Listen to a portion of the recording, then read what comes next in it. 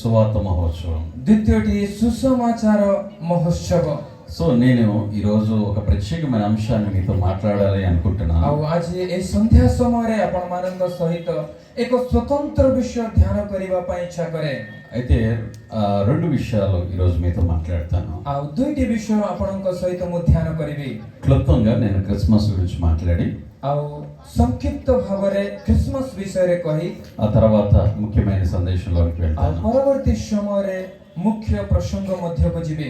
చాలా సంతోషంగా ఉంది ఈ 2 రోజులు మీతో గడపడం. ଆଉ ଏଇ 2 ଦିନ ଆପଣମାନଙ୍କ ସହିତ ବିତାଇବା ମୋ ପାଇଁ ବହୁତ ଆନନ୍ଦଜନକ ବିଷୟ।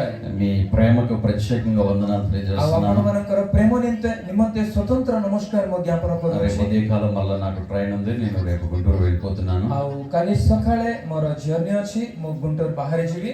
నాకు ఈ 3 రోజుల్లో మంచి ఆతిథ్యం ఇచ్చారు. పాస్టర్ గారు ఇచ్చారు, పెద్దలైనటువంటి వారు ఇక్కడ చాలా మంది ఇచ్చారు. ଆଉ ଏଇ 2 ଦିନ ଆଉ ଏଠାରେ ଉପସ୍ଥିତ ଅନେକ ମୋର ପ୍ରିୟ ଲୋକମାନେ ସୁନ୍ଦର ଆତିଥ୍ୟ ମତେ କଲେ। మీ ప్రేమపూర్వకమైన ఆతిథ్యానికి ప్రత్యేకంగా అందరికీ వందనాలు ଆଉ చేస్తున్నాను. ଆପଣମାନଙ୍କର ପ୍ରେମପୂର୍ଣ୍ଣ ଆତିଥ୍ୟ ପାଇଁ ସ୍ୱତନ୍ତ୍ର ଧନ୍ୟବାଦ ଜ୍ଞାପନ କରୁଅଛୁ।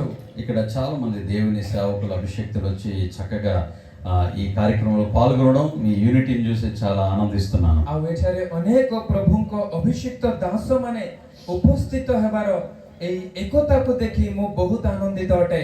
దేవుని చిత్తమైతే నెక్స్ట్ ఇయర్ 2026 సంవత్సరంలో ପ୍ରଭୁଙ୍କ ଇଚ୍ଛା ହେଲେ ଆସନ୍ତା 2026 ବର୍ଷ దేవుని సేవకులు ఇన్వైట్ చేశారు వారి చర్చ్కి. ଆଉ ପ୍ରଭୁଙ୍କ ଦାସ ମତେ ନିମନ୍ତ୍ରଣ କଲେ ତାଙ୍କର ଚର୍ଚ୍ଚକୁ। పాస్టర్ గారి పేరు ଆଉ ବିଧାନ ଆଜ୍ଞା ଆଉ ତାଙ୍କର ମଣ୍ଡଳୀକୁ ମତେ ନିମନ୍ତ୍ରଣ କଲେ। వారిని బట్టి ప్రత్యేకంగా కృతజ్ఞతలు ଆଉ చెప్తున్నాను. ଆଜ୍ଞାଙ୍କୁ ମୁଁ ଧନ୍ୟବାଦ ଜଣାଏ। తప్పనిసరిగా వీలు చూసుకుని నెక్స్ట్ ఇయర్ ఫిబ్రవరి మాసంలో తప్పనిసరిగా వారి మధ్యకు వస్తాను. ଆଉ ନିଶ୍ଚିତ ଭାବରେ ପ୍ରଭୁଙ୍କ ଅନୁଗ୍ରହ ଥିଲେ ଆସନ୍ତା ଫେବୃଆରୀ ମାସରେ ଆଜ୍ଞାଙ୍କର ମଣ୍ଡଳୀରେ తప్పనిసరిగా మనందరం కలుసుకుంటామని అనుకుంటున్నాను. ପୁନର୍ବାର ଆମେ ସମସ୍ତେ ମିଳିତ ହେବା ବୋଲି ମୁଁ ଆଶା କରୁଅଛି।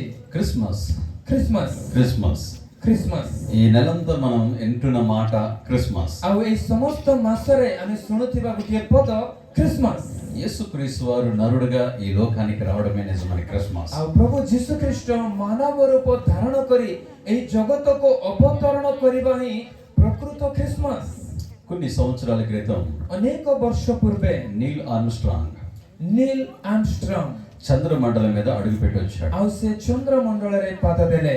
సో ఆయన చంద్రమండలం మీద అడుగుపెట్టి రాగానే ଆଉ ଯେତେବେଳେ ସେ ଚନ୍ଦ୍ରମଣ୍ଡଳରେ ପାଦ ଦେଇ ପୁନର୍ବାର ପୃଥିବୀକୁ ଫେରି ଆସିଲେ, ఆయన మీద భూమి మీదకి రాగానే ଆଉ ଯେତେବେଳେ ପୃଥିବୀକୁ ଫେରି ଆସିଲେ జర్నలిస్టులు చాలా మంది ఆయన దగ్గరకు వచ్చారు. ଅନେକ ସାମ୍ବାଦିକ ମାନେ ତାହାଙ୍କ ନିକଟକୁ ଆସିଲେ వారందరూ అభినందిస్తున్నారు. ଆଉ ତାଙ୍କୁ ପ୍ରଶଂସା କରୁଛନ୍ତି। సార్ మొట్టమొదటి వ్యక్తి మీరు అక్కడ అడుగు పెట్టడం. ସାର୍ ଆପଣ ପ୍ରଥମ ବ୍ୟକ୍ତି ଯିଏକି ଚନ୍ଦ୍ର ପୃଷ୍ଠରେ ପାଦ ఒక ଦେଲେ। మానవుడు చంద్రమండలం మీద అడుగు పెట్టడం చాలా అద్భుతమైన విషయం. ଆଉ ଜଣେ ସାଧାରଣ ବ୍ୟକ୍ତି ଚନ୍ଦ୍ରମଣ୍ଡଳରେ ପାଦ ଦେବା ଏକ ଆଶ୍ଚର୍ଯ୍ୟର ବିଷୟ।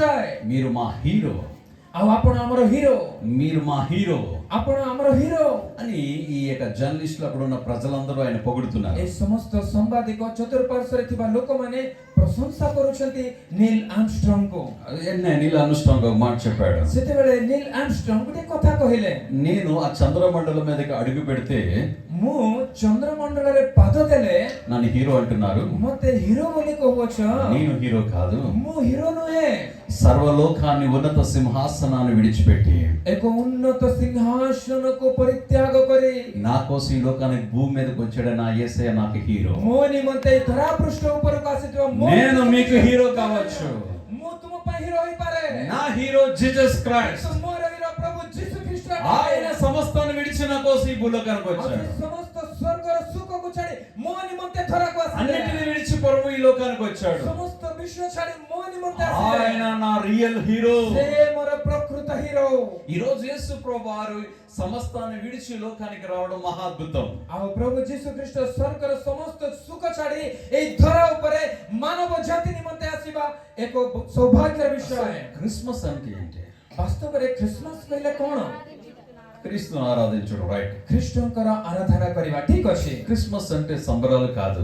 ଖ୍ରୀଷ୍ଟମାସ କହିଲେ ଆନନ୍ଦ ନୁହେଁ, ପର୍ବ ନୁହେଁ। క్రిస్మస్ అంటే వేడుకలు కాదు. ଆଉ ଖ୍ରୀଷ୍ଟମାସ କହିଲେ ଗୋଟେ ଉତ୍ସବ ନୁହେଁ। క్రిస్మస్ ద్వారా దేవుడు కొన్ని తీసుకొచ్చి ఇచ్చాడు. ଆଉ ଖ୍ରୀଷ୍ଟମାସ ଦ୍ୱାରା ପରମେଶ୍ୱର କେତୋଟି ବିଷୟ ମାନବ ସମାଜକୁ ଦେଲେ, అవి మనము పొందుకునటమే. ତାହା ଆମ୍ଭେମାନେ ପ୍ରାପ୍ତ ହେବା। క్రిస్మస్ ద్వారా అనగా ప్రభువారు తీసుకొచ్చినవి చాలా ఉన్నాయి. ଆଉ ଖ୍ରୀଷ୍ଟମାସ ଦ୍ୱାରା ଅର୍ଥାତ୍ ପ୍ରଭୁ ମାନବ ସମାଜ ନିମନ୍ତେ ଆଣିଥିବା ଅନେକ ବିଷୟ ରହିଅଛି. క్రిస్మస్ లో ଏଇ ଖ୍ରୀଷ୍ଟମାସ ରେ యేసయ్య ప్రేమ కనబడుతుంది. ପ୍ରଭୁ ଯୀଶୁ ଖ୍ରୀଷ୍ଟଙ୍କର ఆయన ପ୍ରେମ ଦେଖାଯାଏ. ప్రేమనివ్వడానికి ఈ లోకానికి వచ్చాడు. ଆଉ ସେ ଆପଣ ପ୍ରେମ ଦେବା ପାଇଁ ଜଗତକୁ ଆସିଲେ. ఎలాంటి ప్రేమ అంటే କେଉଁ ପ୍ରକାର ପ୍ରେମ? నిన్ను నన్ను ప్రేమించి ଆପଣଙ୍କୁ ମୋତେ ପ୍ରେମ କରେ. ఆయన దైవ కుమారుడై ఉండి ସେ ଈଶ୍ୱରଙ୍କ ପୁତ୍ର ହେଲେ ସୁଦ୍ଧା మానవ మాతృలమైన మన కోసం ମାନବ ଯେ ନିମିତ୍ତ ଆମ୍ଭେମାନେ మనము దైవ కుమారులుగా మార్చడానికి ଆମ୍ଭେମାନେ ଯେପରି ଈଶ୍ୱରଙ୍କର ସନ୍ତାନ ସନ୍ତତି ହୋଇପାରିବା ఆయన మనిషి కుమారుడు అయ్యను. ସେ ମନୁଷ୍ୟ ରୂପ ଧାରଣ କଲେ. అదే క్రిస్మస్. ତାଇ ଖ୍ରୀଷ୍ଟମାସ ఆయన ధనవంతుడై ఉండి ସେ ଧନବାନ ହୋଇ దరిద్రులమైన మన కోసం ଦରିଦ୍ର ଯେ ଆମ୍ଭେମାନେ ఆయన దరిద్రుడయ్యను. ସେ ଆମମାନଙ୍କ ନିମନ୍ତେ ଦରିଦ୍ର అదే ହେଲେ. క్రిస్మస్. ତାଇ ଖ୍ରୀଷ୍ଟମାସ ఆయన గొప్ప అద్భుతమైన దేవుడై ఉండి ସେ ଅଦ୍ଭୁତ ଈଶ୍ୱର ହେଲେ ମଧ୍ୟ ఆయన పాపము లేని దేవుడై ఉండి ସେ ପାପ ରହିତ ହେଲେ ମଧ୍ୟ పాపమైనటువంటి మన జీవితాల కొరకు ପାପୀ ମାନେ ଯେ ଆମ୍ଭେମାନେ ଆମମାନଙ୍କ ନିମନ୍ତେ మన కోసము పాపమాయను. ସେ ଆମମାନଙ୍କ ନିମନ୍ତେ ପାପ ବହନ అదే କଲେ. క్రిస్మస్. ତାଇ ଖ୍ରୀଷ୍ଟମାସ శాపము లేని ఆయన ଆଉ ଅଭିଶାପ୍ତ నీ ନଥିବା కోసం ସେ నా కోసము శాపం అవడానికి ସେ ଆପଣମାନଙ୍କ ନିମନ୍ତେ ମୋ ఆయన ఈ లోకానికి ନିମନ୍ତେ వచ్చాడు. ଅଭିଷିକ୍ତ ହେବା ନିମନ୍ତେ ଏ ଧରାକୁ అదే ଆସିଲେ. క్రిస్మస్. ତାଇ ଖ୍ରୀଷ୍ଟମାସ ఎందుకంటే ఈ లోకంలో ప్రేమను పంచడానికి ఆయన ఈ లోకానికి ଆଉ వచ్చాడు. ଏଇ ଜଗତରେ ପ୍ରେମ ବାଣ୍ଟିବା ପାଇଁ ସେ ଆସିଲେ. క్రిస్మస్ అంటే ఇతరులకు నువ్వు ప్రేమను చూపించడమే క్రిస్మస్. ଖ୍ରୀଷ୍ଟମାସ କହିଲେ ଅନ୍ୟମାନଙ୍କୁ ପ୍ରେମ ଦେଖାଇବା ହିଁ ଖ୍ରୀଷ୍ଟମାସ. క్రిస్మస్ రోజులు బాగా తింటున్నాం కదండి మనం. ଖ୍ରୀଷ୍ଟମାସ ଦିନ ଗୁଡ଼ିକରେ ଭଲ ଖାଉ ଆମେ. ఎవరికైనా పెడుతున్నామా లేని వాళ్ళకి? ଆଉ କାହାକୁ ହେଲେ ଆମେ ଦେଉଛୁ କି ଯେଉଁମାନେ ଆହାର ପାଉନାହାନ୍ତି? యెషయా గ్రంథంలో అంటాడు దేవునికి ఇష్టమైన ఉపవాసం ఏంటంటే దిక్కులేని వారికి దీనులను ఆదరించడమే నిజమైన ଈଶାୟ క్రిస్మస్. ପୁସ୍ତକରେ ଲେଖାଯାଏ ପ୍ରକୃତ ଉପବାସ କ'ଣ କହିଲେ ଦୀନହୀନ ଦରିଦ୍ର ମାନଙ୍କୁ ଆମ୍ଭେମାନେ ସାହାଯ୍ୟ ଉପକାର କରିବା ହିଁ ପ୍ରକୃତ ଉପବାସ. ప్రేమను చూపించండి, అదే క్రిస్మస్. ଅନ୍ୟମାନଙ୍କୁ ପ୍ରେମ ଦେଖାନ୍ତୁ, ତାହା ହିଁ ଖ୍ରୀଷ୍ଟମାସ. రెండవది క్రిస్మస్ లో సమర్పణ ఉంది. ଆଉ ଦ୍ୱିତୀୟଟି ଖ୍ରୀଷ୍ଟମାସରେ ଗୋଟେ ସମର୍ପଣର ବିଷୟ ଅଛି. ఆయన సమస్తాన్ని విడిచి తను తాను సమర్పణ చేసుకుని ఈ భూలోకానికి వచ్చాడు. ଆଉ ସେ ସମସ୍ତ ବିଷୟ ପରିତ୍ୟାଗ କରି ଆପଣଙ୍କୁ ସମର୍ପଣ କରିବା ନିମନ୍ତେ ଏଇ ଧରାରେ ଅବତରଣ କଲେ. కన్య మేరీ తన జీవితాన్ని ప్రభు కోసం సమర్పణ చేసుకుంది. ଆଉ କନ୍ୟା ମରିୟମ ପ୍ରଭୁଙ୍କ ନିମନ୍ତେ ଆପଣ ଜୀବନ ଅର୍ପଣ କଲେ. ఇలాగ అనేకుల సమర్పణ ఈ క్రిస్మస్ లో కనబడుతుంది. ଆଉ ଏହି ପ୍ରକାର ଅନେକଙ୍କ ସମର୍ପଣ ଏଇ ଖ୍ରୀଷ୍ଟମାସରେ ଦେଖାଯାଏ. ఆ సమర్పణ నీవు కూడా కలిగి ఉండాలి. ଆଉ ସେଇ ସମର୍ପଣର ଜୀବନ ଆମ୍ଭମାନଙ୍କ ମଧ୍ୟରେ ଥାଉ. సజీవ యాగముగా మీ శరీరాలు ఆయనకు సమర్పణ కలిగి ଆଉ జీవించాలి. ଆମ୍ଭେମାନେ ସଜୀବ ଭାବରେ ଆପଣ ଜୀବନକୁ ପ୍ରଭୁଙ୍କ ନିମନ୍ତେ ବଳି ସଦୃଶ ଉତ୍ସର୍ଗୀକୃତ କରୁ. ଏହା ହିଁ ଉପାସନା. క్రిస్మస్ అంటే మరొకటి విధేయత. ଖ୍ରୀଷ୍ଟମାସ କହିଲେ ତୃତୀୟ ବିଷୟ ଆଜ୍ଞାବହତା. ఆయన గొప్ప దేవుడు.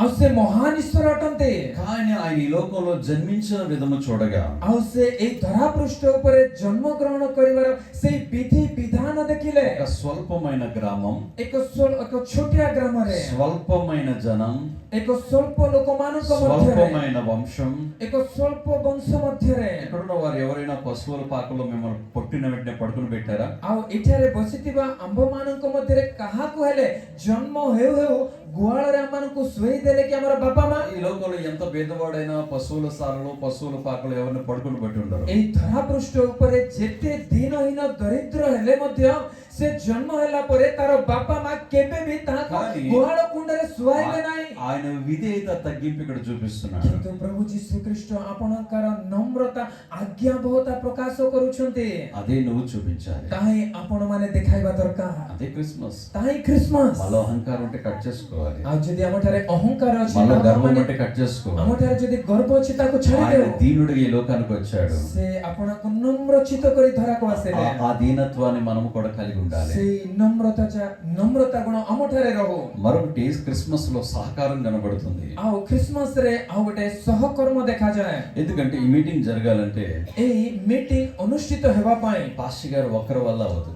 ଆଉ ପାଷ୍ଟରଙ୍କ ଜଣଙ୍କ ଦ୍ୱାରା ସମ୍ଭବ ନୁହେଁ. ఇక్కడ ఉన్న సంఘ పెద్దలు ఉన్నారు, ଏଠାରେ ମଣ୍ଡଳୀରେ ଅନେକ କର୍ମକର୍ତ୍ତା ଗଣ ఇక్కడ ଅଛନ୍ତି, యవనస్తులు ఉన్నారు. ଯୁବକମାନେ ଅଛନ୍ତି. ప్రతి ఒక్కరూ ఒకరి చేయి ఒకరు వేస్తని ఈ మీటింగ్ చేయగలరు. ପ୍ରତ୍ୟେକ ହସ୍ତରେ ହସ୍ତ ମିଳାଇଲେ ହିଁ ଏହି ମିଟିଂ ସମ୍ଭବ ହୋଇପାରିବ. యేసు ప్రభువు ఈ లోకానికి రావడానికి కూడా సహకారం చాలా ଆଉ ప్రాముఖ్యం. ପ୍ରଭୁ ଯୀଶୁ ଖ୍ରୀଷ୍ଟ ଏହି ଜଗତକୁ ଆସିବା ନିମନ୍ତେ ଅନେକ ସହଯୋଗ ରହିଅଛି. యేసు తన జీవితాన్ని ప్రభు కొరకు అర్పించుకున్నాడు, మరియకు సహకారంగా ఉన్నాడు. ଆଉ जोसेफ प्रभुଙ୍କ निमंते अपन जीवन अर्पण कले एवं मरियमଙ୍କର सहयोगी हेले। క్రిస్మస్ నీకు అదే నేర్పిస్తుంది. क्रिसमस ଏହା ଆମମାନଙ୍କୁ ଶିଖାଏ ఇతరులకు నువ్వు సహకారంగా ఉండాలి. ଅନ୍ୟମାନଙ୍କୁ ଆମେ ସହକର୍ମୀ ସହଯୋଗୀ ଭାବରେ ରହୁ। క్రిస్మస్ లో మరొకటి కనబడుతుంది. क्रिसमस ରେ ଆଉ ଏକ ବିଷୟ ଦେଖାଯାଏ। సువార్త కనబడుతుంది. ସୁସମାଚାର సువార్త కనబడుతుంది. ସୁସମାଚାର। యేసు ప్రభువారు పుట్టగానే ଯେତେବେଳେ ପ୍ରଭୁ ଯୀଶୁ ଖ୍ରୀଷ୍ଟ ଜନ୍ମ ଗ୍ରହଣ କଲେ గొర్రెల కాపురుల యొద్దకు ମେଷପାଳକ ମାନଙ୍କ ନିକଟକୁ దేవుని దేవదూతలు వచ్చి ଈଶ୍ୱରଙ୍କର ଦୂତମାନେ ଆସି ప్రజలందరికీ కలగబోవు ଏହି ଦେଖ ସମସ୍ତ ମାନବ మహా ଜାତି ନିମନ୍ତେ సంతోషకరమైన ଏକ ଆନନ୍ଦଦାୟକ శుభవర్తమానమై మీకు నేను తెలియజేయవచ్చున్నాను. ମାନଙ୍କୁ ଜଣାଉଅଛି దావీదు పట్టణమందు ଦାଉଦଙ୍କ ନଗରରେ నేడు మీ కొరకు రక్షకుడు ଆଜି పుట్టినాడు. ତୁମମାନଙ୍କ ନିମନ୍ତେ ఈయనే ତ୍ରାଣକର୍ତ୍ତା ଜନ୍ମ ప్రభు ଗ୍ରହଣ అయిన କରିଅଛି। యేసుక్రీస్తు. ସେ ହିଁ ପ୍ରଭୁ ଯୀଶୁ ଖ୍ରୀଷ୍ଟ ଅଟନ୍ତି। అనగా క్రిస్మస్ సువార్త దాగి ఉంది. ଏହାର ଅର୍ଥ ଖ୍ରୀଷ୍ଟମାସ ରେ ସୁସମାଚାର ଲୁଚି ରହିଅଛି। ఈ క్రిస్మస్ లో నువ్వు ఒక ఏంజెల్, ଏହି ଖ୍ରୀଷ୍ଟମାସ ରେ ଆପଣ ମାନେ ଜଣେ ଜଣେ ଦୂତ మనం ఒక ଅଟନ୍ତି। నక్షత్రాల వలె ఉండాలి. ଆମ୍ଭେ ମାନେ ଏକ ତାରା ସଦୃଶ୍ୟ ରହୁ। ఇంటి పైన స్టార్ ఉంటుంది, ଘର ଉପରେ ତାରା ଥିବ, ఇంటిలో పోర్ ఉంటుంది. ఇంటిలో పోర్ ఫైటింగ్ డిస్ట్రిబ్యూషన్, ଘରେ ଫାଇଟିଂ ଥିବ పైన స్టార్ କିନ୍ତୁ ଘରେ ଉପରେ ତାରା, లోపల ఫైటింగ్ କିନ୍ତୁ ଘରେ ଫାଇଟିଂ అంటే పోరు. ଏହାର ଅର୍ଥ ଝଗଡା। కొంతమందిలో బారు, ଆଉ କେତେକ స్టారు పోరు బారు. ଆଉ ଏଠାରେ ଷ୍ଟାର ଆଉ ଝଗଡା ଆଉ କେତେ ଜଣ ବାର। క్రిస్మస్ అంటే ଖ୍ରୀଷ୍ଟମାସ କହିଲେ వట్టి పండగ. ଏହା କଣ କେବଳ ଗୋଟେ ପର୍ବ, బట్టలు కొత్త బట్టలు కావాలి. ନୂଆ ବସ୍ତ୍ର, ఆ పంటి పండగ. ଆଉ ଏଇଟା କଣ ଦାନ୍ତ ପାଇଁ ଗୋଟେ ପର୍ବ କି? మంచి ఆహారం తింటాం కదా, ଭଲ ଆହାର ଖାଇବା। అది కంటి పండగ. ଏହା କଣ ଆଖି ପାଇଁ ଗୋଟେ ପର୍ବ କି? అది కాదు పండగ అంటే ଏହା ଖ୍ରୀଷ୍ଟମାସ ର ପର୍ବ ନୁହେଁ। సువార్తను ప్రకటించడం. ସୁସମାଚାର ପ୍ରଚାର ఈ କରିବା క్రిస్మస్ దినాలు నీ స్నేహితులు పిలవండి, ଏହି ଖ୍ରୀଷ୍ଟମାସ ଦିନ ଗୁଡିକରେ ଆପଣ ସାଙ୍ଗମାନଙ୍କୁ నీ బంధువులు ଡାକନ୍ତୁ। పిలవండి, ଆପଣଙ୍କର ବନ୍ଧୁମାନଙ୍କୁ రక్షణ ଡାକନ୍ତୁ। లేని వారిని పిలవండి. ଯେଉଁମାନେ ପରିତ୍ରାଣ ପାଇନାହାନ୍ତି ఒక ସେମାନଙ୍କୁ రోజు వాళ్ళకి ଡାକନ୍ତୁ। ట్రీట్ ఇవ్వండి. ସେମାନଙ୍କୁ ଗୋଟିଏ ଟ୍ରିଟ୍ ଦିଅନ୍ତୁ। దేవుని సువార్తను వారు ଆଉ ప్రకటించాలి. ସେମାନଙ୍କୁ ଈଶ୍ୱରଙ୍କ ସୁସମାଚାର ପ୍ରଚାର କରନ୍ତୁ। అదే అదే క్రిస్మస్. ତାହା ହିଁ ବାସ୍ତବ ଖ୍ରୀଷ୍ଟମାସ। క్రిస్మస్ లో କି ଖ୍ରୀଷ୍ଟମାସ ରେ ఆరాధన ఉంది, ଆରାଧନା ରହିଅଛି। ఆరాధన ఉంది. ଆରାଧନା ରହିଅଛି। ఆరాధన చేయడానికి జ్ఞానులు ଆରାଧନା କରିବା ନିମନ୍ତେ ପୂର୍ବ ଦେଶର ప్రభు దగ్గరికి ପଣ୍ଡିତମାନେ వచ్చిన కాలం ఎంతో తెలుసా? ଆଉ ପ୍ରଭୁଙ୍କ ନିକଟକୁ ଆସିବା ପାଇଁ ଲାଗିଥିବା 2 ସମୟ କେତେ ଜାଣନ୍ତି? 2 సంవత్సరాల కాలం పట్టింది. 2 ବର୍ଷ ସମୟ ଲାଗିଲା। ప్రభు అయిన యేసును చూడగానే ଆଉ ଯେତେବେଳେ ପ୍ରଭୁ ଯୀଶୁ ଖ୍ରୀଷ୍ଟଙ୍କୁ వారు ଦେଖିଲେ సాగిలపడి ଆଉ ସେମାନେ ଭୂମିଷ୍ଠ ପ୍ରଣାମ କଲେ। వారి యొక్క అర్పణలు అక్కడ ଆଉ అర్పించి ସେମାନେ ଆଣିଥିବା ଅର୍ପଣ ଉତ୍ସର୍ଗ ఇక్కడ କଲେ। అద్భుతమైన ఆరాధన చేశారు. ଆଉ ସେଠାରେ ଆଶ୍ଚର୍ଯ୍ୟଜନକ ଆରାଧନା କଲେ। ఆరాధనలో చాలా డిఫరెన్స్ ఉన్నాయి. ଆଉ ଆରାଧନାରେ ବହୁତ ପ୍ରକାର ରହିଅଛି। సంపద యాగము ద్వారా ఆరాధన చేయొచ్చు, ଆଉ ସମ୍ପତ୍ତି ତ୍ୟାଗ ଦ୍ୱାରା ଆରାଧନା କରିପାରିବା। జీవ ఫలము ద్వారా దేవుని ଆଉ ఆరాధన ଜୀବନର చేయొచ్చు, ଫଳ ଦ୍ୱାରା ମାନେ ଆରାଧନା କରିପାରିବା। స్తుతి యాగము ద్వారా దేవుని ఆరాధన స్తుతి କରି చేయొచ్చు. ଈଶ୍ୱରଙ୍କର ଆରାଧନା କରିପାରିବା। సో క్రిస్మస్ అంటే ఆరాధన. ଖ୍ରୀଷ୍ଟମାସ କହିଲେ ଆରାଧନା। క్రైస్ట్ ప్లస్ మాస్ అనగా క్రీస్తును ఆరాధించుటే క్రిస్మస్. ଖ୍ରୀଷ୍ଟ ଯୁକ୍ତ ମାସର ଅର୍ଥ ଖ୍ରୀଷ୍ଟଙ୍କୁ ଆରାଧନା କରିବା ହିଁ ଖ୍ରୀଷ୍ଟମାସ। కానీ ఈ రోజు క్రిస్మస్ ఆరాధనలు క్రైస్ట్ లేని మసలు ఉంటున్నాయి. କିନ୍ତୁ ଆଜି ଖ୍ରୀଷ୍ଟିଆନ ଆରାଧନାରେ ଖ୍ରୀଷ୍ଟ ନାହାନ୍ତି, କେବଳ ଆରାଧନା ମାସ ରହିଅଛି। క్రీస్తుని ఎప్పుడో పంపించేసాం, ଖ୍ରୀଷ୍ଟଙ୍କୁ ପଠେଇଦେଲୁ ଆମେ। ఆ క్రిస్మస్ లో క్రీస్తు కనబడటం లేదు. ଖ୍ରୀଷ୍ଟମାସରେ ଆଜି ଖ୍ରୀଷ୍ଟ ନାହାନ୍ତି। లాస్ట్ కు మనం గమనించినట్లయితే ଆଉ ଶେଷରେ ଆମମାନେ ଧ୍ୟାନ କରିପାରିଲେ క్రిస్మస్ అంటే ଖ୍ରୀଷ୍ଟମାସ କହିଲେ త్యాగం ఉంది. ତ୍ୟାଗ ରହିଅଛି। 2 సంవత్సరాలలోపు పిల్లలు ଆଉ 2 ବର୍ଷର ଛୋଟ ଶିଶୁମାନେ ప్రభు కొరకు వారి ప్రాణాలు అర్పించారు. ପ୍ରଭୁଙ୍କ ନିମନ୍ତେ ଆପଣ ପ୍ରାଣ ଦାନ କଲେ। ఆ క్రిస్మస్ దినాలు అనేకులు ప్రభు కొరకు తన ప్రాణాలు ଆଉ అర్పించారు. ସେ ଖ୍ରୀଷ୍ଟମାସ ଦିନ ଗୁଡିକରେ ଅନେକ ଛୋଟ ଛୋଟ ଶିଶୁମାନେ ଆପଣ ପ୍ରାଣ ఆయన ତ୍ୟାଗ ఈ କଲେ। లోకములో పుట్టింది చనిపోవడానికే. ଆଉ ପ୍ରଭୁ ଯୀଶୁ ଖ୍ରୀଷ୍ଟ ଏହି ଧରାରେ ଜନ୍ମ ଗ୍ରହଣ କଲେ ମୃତ୍ୟୁବରଣ କରିବା ପାଇଁ। యుక్త వయసుకు వచ్చేంత వరకు ఆయన ఆగి ଆଉ ଏକ ବୟସରେ ଉପନୀତ ହେବା ପର୍ଯ୍ୟନ୍ତ ସେ ରହି నీ కొరకు నా కొరకు ఆయన శిలువలో మరణించాడు. ଆପଣଙ୍କ ନିମନ୍ତେ ମୋ ନିମନ୍ତେ କୃଷରେ ମୃତ୍ୟୁବରଣ କଲେ। ఇదే త్యాగం. ଏହା ହିଁ ତ୍ୟାଗ। మరి ప్రభు కొరకు నువ్వు ఏం త్యాగిస్తున్నావు? ତାହେଲେ ପ୍ରଭୁଙ୍କ ପାଇଁ ଆମେ କଣ ତ୍ୟାଗ నీ କରୁଛୁ? జీవితాన్ని ప్రభు కొరకు త్యాగంగా అర్పిస్తున్నావా? ଆପଣଙ୍କର ଜୀବନ ପ୍ରଭୁଙ୍କ ପାଇଁ ତ୍ୟାଗ କରିପାରୁଛନ୍ତି କି? నీకున్న అలవాట్లన్నీ మాని దేవా ఇది నీ త్యాగపూర్వకంగా నీ కొరకు నేను ఒక అర్పణగా ఉన్నానని దేవునికి అర్పణగా ముందుకు వస్తున్నావా? ଆପଣଙ୍କର ଅଭ୍ୟାସକୁ ଛାଡ଼ି ପ୍ରଭୁ ଏଇ ଅଭ୍ୟାସ ମୁଁ ତୁମ ପାଇଁ ତ୍ୟାଗ କଲି ବୋଲି କହି ପ୍ରଭୁଙ୍କ ନିକଟକୁ ଆସିପାରୁଅଛୁ କି? ఇదే కదా క్రిస్మస్. ଏହା ହିଁ ନା ଖ୍ରୀଷ୍ଟମାସ। సో నేను క్లుప్తమైన ఒక క్రిస్మస్ సందేశాన్ని మీ మధ్యకి ଆଉ తీసుకొచ్చాను. ଆପଣମାନଙ୍କ ମଧ୍ୟରେ ସଂକ୍ଷିପ୍ତ ଖ୍ରୀଷ୍ଟମାସର ଏକ ବାର୍ତ୍ତା ଆପଣଙ୍କୁ ଦେଲେ। నేను చెప్పిన ఈ అంశాలు ଏହି ସମସ୍ତ ଅଂଶ ଗୁଡ଼ିକ మన జీవితంలో లేకుండా క్రిస్మస్ చేస్తే ଆମ ଜୀବନରେ ନଥାଇ ଆମେ ଖ୍ରୀଷ୍ଟମାସ ସେଲିବ୍ରେସନ କଲେ అది క్రిస్మస్ కాదు. ତାହା ଖ୍ରୀଷ୍ଟମାସ ନୁହେଁ। సో ఆ ప్రేమను మనం కలిగి ఉండాలి, ସେଇ ପ୍ରେମ ଆମ ଠାରେ ରହୁ, సమర్పణ కలిగి ఉండాలి, ସେଇ ସମର୍ପଣ ଜୀବନ ଆମ ଠାରେ ରହୁ, ఆరాధన కలిగి ఉండాలి, ଆରାଧନା ରହୁ, సమర్పణ కలిగి ఉండాలి, ସମର୍ପଣ ଜୀବନ ରହୁ, త్యాగం మనము కలిగి ఉండాలి, ତ୍ୟାଗ ଆମ ଠାରେ ରହୁ, సువార్తను కలిగి ఉండాలి, ସୁସମାଚାର ପ୍ରଚାର దేవుని కొరకు తగ్గించుకునే ଈଶ୍ୱରଙ୍କ స్వభావం కలిగి ନିମନ୍ତେ ଆମ ఉండాలి. ଠାରେ ନମ୍ର ଗୁଣ ରହୁ।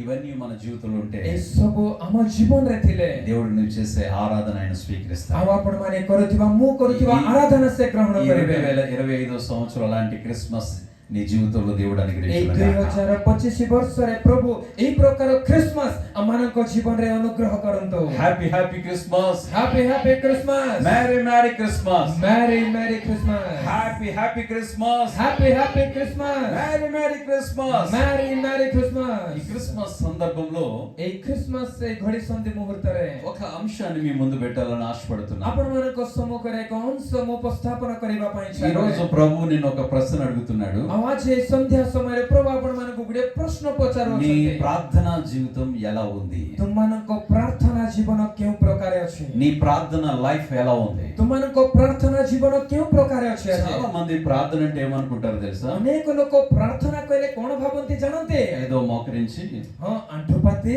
ప్రభా ପ୍ରଭୁ నన్ను కాపాడినందుకు నీకు వందనాలు, ମତେ ରକ୍ଷା କରିଥିବାରୁ ତୁମକୁ నాకు అది ଧନ୍ୟବାଦ, దయచేయి, ମତେ ଏହା ଦିଅ, నాకు ఇది దయచేయి, ମତେ ଏହା ଦୟା କର, నన్ను కాపాడు, ମତେ రକ୍ଷା କର, నా పిల్లలను ఆశీర్వదించు. ମୋର ପିଲାମାନଙ୍କୁ ଆଶୀର୍ବାଦ సో କର।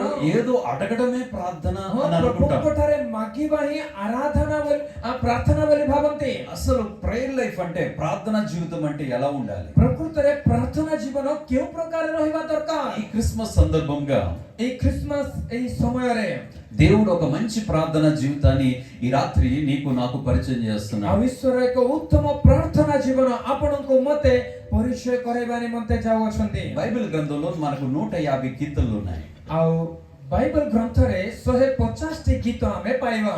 కానీ ప్రతి కీర్తన మీద ఒక హెడ్డింగ్ ఉంటుంది. ଆଉ ପ୍ରତ୍ୟେକ ଗୀତ ଉପରେ ଗୋଟେ ହେଡିଂ ଲେଖାଯାଏ। అందులో దావీదు రాసిన కీర్తనని, ଆଉ ସେଥିରେ ଦାଉଦଙ୍କ ଦ୍ୱାରା ରଚିତ ଗୀତ, కొరాహు కుమారుడు రచించిన కీర్తనని, କୋରହଙ୍କ ସନ୍ତାନଙ୍କ ଦ୍ୱାରା ରଚିତ ଗୀତ, తంతి వాయిద్యములతో కూడిన కీర్తనని, ଆଉ ଚତୁଷ୍ପଦ ନେବଲ ବୀଣା ଯନ୍ତ୍ରରେ ରଚିତ ଗୀତ ବୋଲି, ఆసాపు కీర్తనలని, ଆସାଫଙ୍କର ଗୀତ ବୋଲି। కానీ ఒక కీర్తనను బాగా ఆకట్టుకుంది. କିନ୍ତୁ ସେଥିରେ ଥିବା ସମସ୍ତ ଗୀତ ମଧ୍ୟରୁ ଗୋଟିଏ ଗୀତ ମୋତେ ବହୁତ ଆକର୍ଷିତ କଲା। 90వ సంకీర్తన మనం తీస్తే ଆଉ ଗୀତ ସଂହିତା 90 ଅଧ୍ୟାୟ ମାନେ ఆ ଦେଖିପାରିବେ। 90వ సంకీర్తనలో పైన హెడ్డింగ్ మనం ఒకసారి చదువుదాం. ଆଉ గୀତ ସଂହିତା 90 ଅଧ୍ୟାୟର ଉପରେ ଥିବା ସେଇ ହେଡିଂ କୁ ମାନେ ପଢିବା। ఏముంది అక్కడ? శతుర్థ కాదు కాదు కాదు, ఎవరు రాశారు? దైవజనుడైన మోషే చేసిన ప్రార్థన. Yes, దైవజనుడైన మోషే చేసిన ప్రార్థన. ଗୀତ ସଂହିତା 90 ଅଧ୍ୟାୟ 1 ପଦର ଉପରକୁ ଦେଖନ୍ତୁ ଲେଖା ଯାଇଅଛି, ପରମେଶ୍ୱରଙ୍କ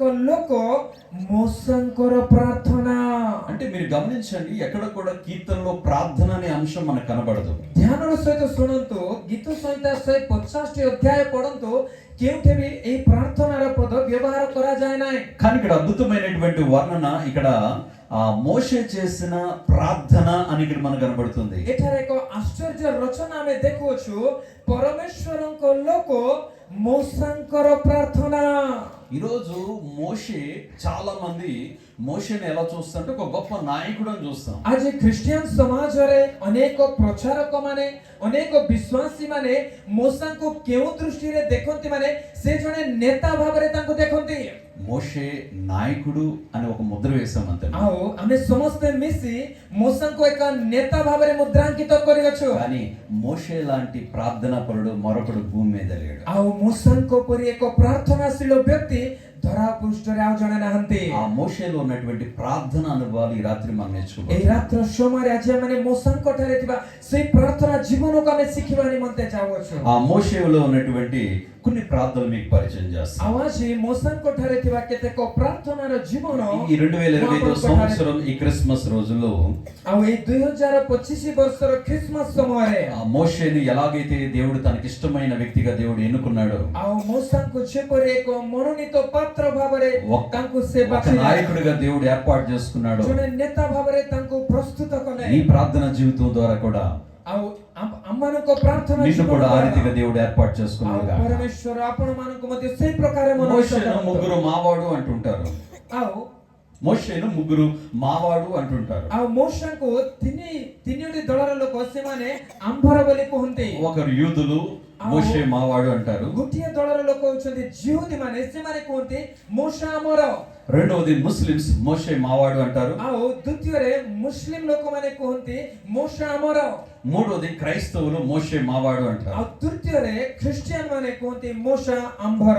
అయితే మోషే జీవితాన్ని మూడు భాగాలుగా బైబిల్లో రాయబడి ఉంది. ଆଉ ମୋଶାଙ୍କ ଜୀବନକୁ ତିନୋଟି ଭାଗରେ ବାଇବଲରେ ବର୍ଣ୍ଣନା କରାଯାଏ। 40 సంవత్సరాలు ఫరో ఇంట్లో రాజకుమారుడిగా బ్రతికాడు. ଆଉ 40 ବର୍ଷ ଫାରୋଙ୍କର କନ୍ୟାଙ୍କ ପୁତ୍ର ଭାବରେ ସେ ମିଶରରେ ବାସ କଲେ। 40 సంవత్సరాలు ఇశ్రాయేల్ ప్రజలను కానాను దేశంలో నడిపించాడు. ଆଉ 40 ବର୍ଷ ଇସ୍ରାଏଲ ଲୋକମାନଙ୍କୁ କନାନୀୟ ଦେଶ క్షమించండి. రెండోది 40 సంవత్సరాలు తన మామయ్య ఇతర ఇంట్లో ఆ మందను మేపుతూ ఉన్నాడు. ଆଉ 40 ବର୍ଷ ତାଙ୍କର ଶ୍ୱଶୁର ଜିତ୍ରଙ୍କ ଘରେ ସେ ମେଷପଲ ଚରାଇଲେ। మూడవది మోషే తన యొక్క ఇశ్రాయేల్ ప్రజలను కానాను దేశాన్ని ଆଉ నడిపించాడు. ତୃତୀୟ 40 ବର୍ଷ ଇସ୍ରାଏଲ ଲୋକମାନଙ୍କୁ ମିଶ୍ର ଦେଶରୁ କିନାନୀୟ ଦେଶକୁ କଢାଇ ఇక్కడ ନେଲେ। కీర్తనలు 90వ సంకీర్తనలో మోషే చేసిన ప్రార్థన మనకు కనబడుతుంది. ଆଉ ଏଠାରେ ଗୀତ ସଂହିତା 90 ଅଧ୍ୟାୟରେ ମୋଶା କରିଥିବା ଗୋଟିଏ ପ୍ରାର୍ଥନା నేను ମାନେ ఈ ଦେଖୁଅଛୁ। కీర్తనలోని అంశాలు మీతో నేను మాట్లాడలేదు కానీ ଆଉ గୀత ସଂହିତା 90 ଅଧ୍ୟାୟର ବିଷୟ ଆପଣମାନଙ୍କୁ ମୁଁ କହୁନାହିଁ, అతని ప్రేయర్ లైఫ్ ఒకసారి చూద్దాం. మోషే ప్రేయర్ లైఫ్ ମୋଶାଙ୍କର ପ୍ରାର୍ଥନା ଜୀବନକୁ ଥରେ ଆମେ ଦେଖିବା। చూద్దాం. మొట్టమొదటిది ପ୍ରଥମ ବିଷୟ నిర్గమకాండము ଯାତ୍ରା పుస్తକ 3వ అధ్యాయము 3 ଅଧ୍ୟାୟ 11వ వచనం. 11 ପଦ। నిర్గమకాండము 3వ అధ్యాయము 11వ వచనం. ଯାତ୍ରା పుస్తକ 3 ଅଧ୍ୟାୟ 11 ପଦ। అందుకు మోషే, నేను ఫరో యొద్దకు వెళ్ళుటకును ఇశ్రాయేలును ఐగుప్తులను తోడుకుని పోవుటకును ఎంతటి వాడిని దేవునితో అనగా నేను ఎంతటి వాడను అని ప్రార్థన చేస్తున్నాడు. ଦେଖନ୍ତୁ 11 ପଦ ମାନେ ଦେଖି ପାରିଲେ ଏଠାରେ ମୋଶା ପରମେଶ୍ୱରଙ୍କୁ କହିଲେ, ମୁଁ କିଏ ଯେ ଫାରୋଙ୍କ ନିକଟକୁ ଯାଇ ମିଶ୍ର ଦେଶର ଇସ୍ରାଏଲ ସନ୍ତାନ ଗଣକୁ ବାହାର କରି ଆଣିବି। అతని ప్రార్థనా జీవితంలో ଆଉ ମୋଶାଙ୍କ ପ୍ରାର୍ଥନା ଜୀବନରେ తన యోగ్యత కొరకు ప్రార్థన చేశాడు. ସେ ଆପଣାର ଯୋଗ୍ୟତା ନିମନ୍ତେ ପ୍ରାର୍ଥନା କରୁଛନ୍ତି। నేను ఎంత యోగ్యుడను ప్రభువా. ସେ କହୁଛନ୍ତି ମୁଁ କିଏ ଯେ, ମୁଁ କେତେ ଯୋଗ୍ୟ। ఆ పద దర్శనం జరుగుతుంది. ଆଉ ଏଠାରେ ଗୋଟେ ପଦ ମାନେ ଦେଖୁଅଛୁ। మోషేను దేవుడు పిలిచాడు. ମୋଶାଙ୍କୁ ପରମେଶ୍ୱର ଡାକିଲେ, మోషేను ఇశ్రాయేల్ ప్రజలను ఐగుప్తు దేశం నుంచి విడుదల కలగజేయాలి. ମୋଶା ତୁମେ ଯିବାର ଅଛି, ଆଉ ମିଶ୍ର ଦେଶରେ ଥିବା ଇସ୍ରାଏଲ ଲୋକମାନଙ୍କୁ ତୁମେ ମୁକ୍ତ କରିବାର నువ్వు వెళ్ళి ଅଛି। ఫరోతో మాట్లాడు అన్నాడు. ଯାଅ ତୁମେ ଫାରୋଙ୍କ ସହିତ କଥା କୁହ। ఇప్పుడు మోషే ఏమనుకోవాలి తెలుసా? ଏବେ ମୋଶା କଣ ଭାବିବା କଥା? Yes. నేను ఈ భూమి మీద నాకంటే మరొక వ్యక్తి లేడు ఫరో యుద్ధ నిలబడడానికి.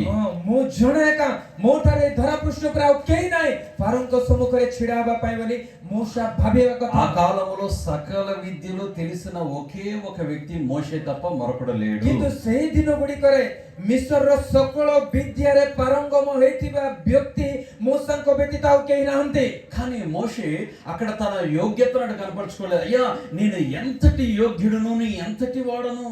ଆଉ ସେଠାରେ ସେ ଆପଣଙ୍କ ଯୋଗ୍ୟତାର ବିଷୟ ପରମେଶ୍ୱରଙ୍କୁ କହୁନାହାନ୍ତି, କିନ୍ତୁ କହୁଛନ୍ତି ମୁଁ କିଏ ଯେ ମୁଁ ଯିବି ଆଉ ମୁଁ ସେମାନଙ୍କୁ ଉଦ୍ଧାର କରିବି। నాకు తెలుసు నువ్వు నన్ను పిలుస్తావని దేవుని దగ్గర చెప్పట్లేదు.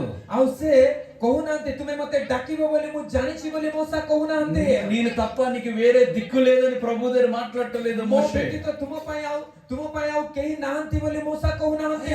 నేనెంతటి వాడును, నా యోగ్యత ఏంటి, నా స్థితి ఏంటని ఎంత దీనముగా తగ్గించుకొని అక్కడ ప్రార్థన చేస్తున్నాడు. କହୁଛନ୍ତି ମୁଁ କିଏ ଯେ, ମୁଁ କେତେ ବଡ ଲୋକ ଯେ ଆଉ ମୁଁ ଯାଇ ତାଙ୍କୁ ଉଦ୍ଧାର କରିବି ବୋଲି ଆପଣଙ୍କୁ ନମ୍ର କରି ସେ ପ୍ରାର୍ଥନା କରୁଛନ୍ତି। మోషే జీవితం క్రీస్తు యేసుకు కలిగిన ఆ మనస్సును కలిగి ఉన్న జీవితాన్ని పోల్చబడింది. ଆଉ ମୋଶାଙ୍କ ଜୀବନକୁ ମୋଶାଙ୍କ ପ୍ରାର୍ଥନା ଜୀବନକୁ ଯୀଶୁଙ୍କର ମନ ସହିତ ତୁଳନା କରାଯାଏ। క్రిస్మస్ కూడా మనకు నేర్పించింది ఆ దీనత్వాన్ని. ଖ୍ରୀଷ୍ଟମାସ ମଧ୍ୟ ସେହି ନମ୍ରତାର ଗୁଣକୁ ଆମମାନଙ୍କୁ ଶିଖାଉଅଛି। ఆయన ఒక దీనుడిగా ఈ లోకానికి వచ్చాడు. ସେ ଆପଣଙ୍କୁ ନମ୍ର ଚିତ୍ତ କରି ଧରାକୁ ఆయన ଆସିଲେ। దీనుడిగానే జీవించాడు. ସେ ଦିନହୀନ ଭାବରେ ନମ୍ର ଭାବରେ ବଞ୍ଚିଲେ। అదే దీనత్వాన్ని ఇక్కడ మోషే తన ప్రార్థనలో ଆଉ చూపిస్తున్నాడు. ସେ ନମ୍ରତାର ଗୁଣ ମୋଶେ ଆପଣା ପ୍ରାର୍ଥନା ଜୀବନରେ దేవుడితో ଦେଖାଉଅଛି। మాట్లాడుతున్నాడు మోషే. ଆଉ ପରମେଶ୍ୱରଙ୍କ ସହିତ କଥା କହୁଛନ୍ତି అయ్యా, ମୋଶେ। నేను ఎంతటి వాడను, నేను ఎంతటి వాడను. ଆଉ ମୁଁ କିଏ ଯେ ମୁଁ କେତେ ବଡ଼ ଲୋକ।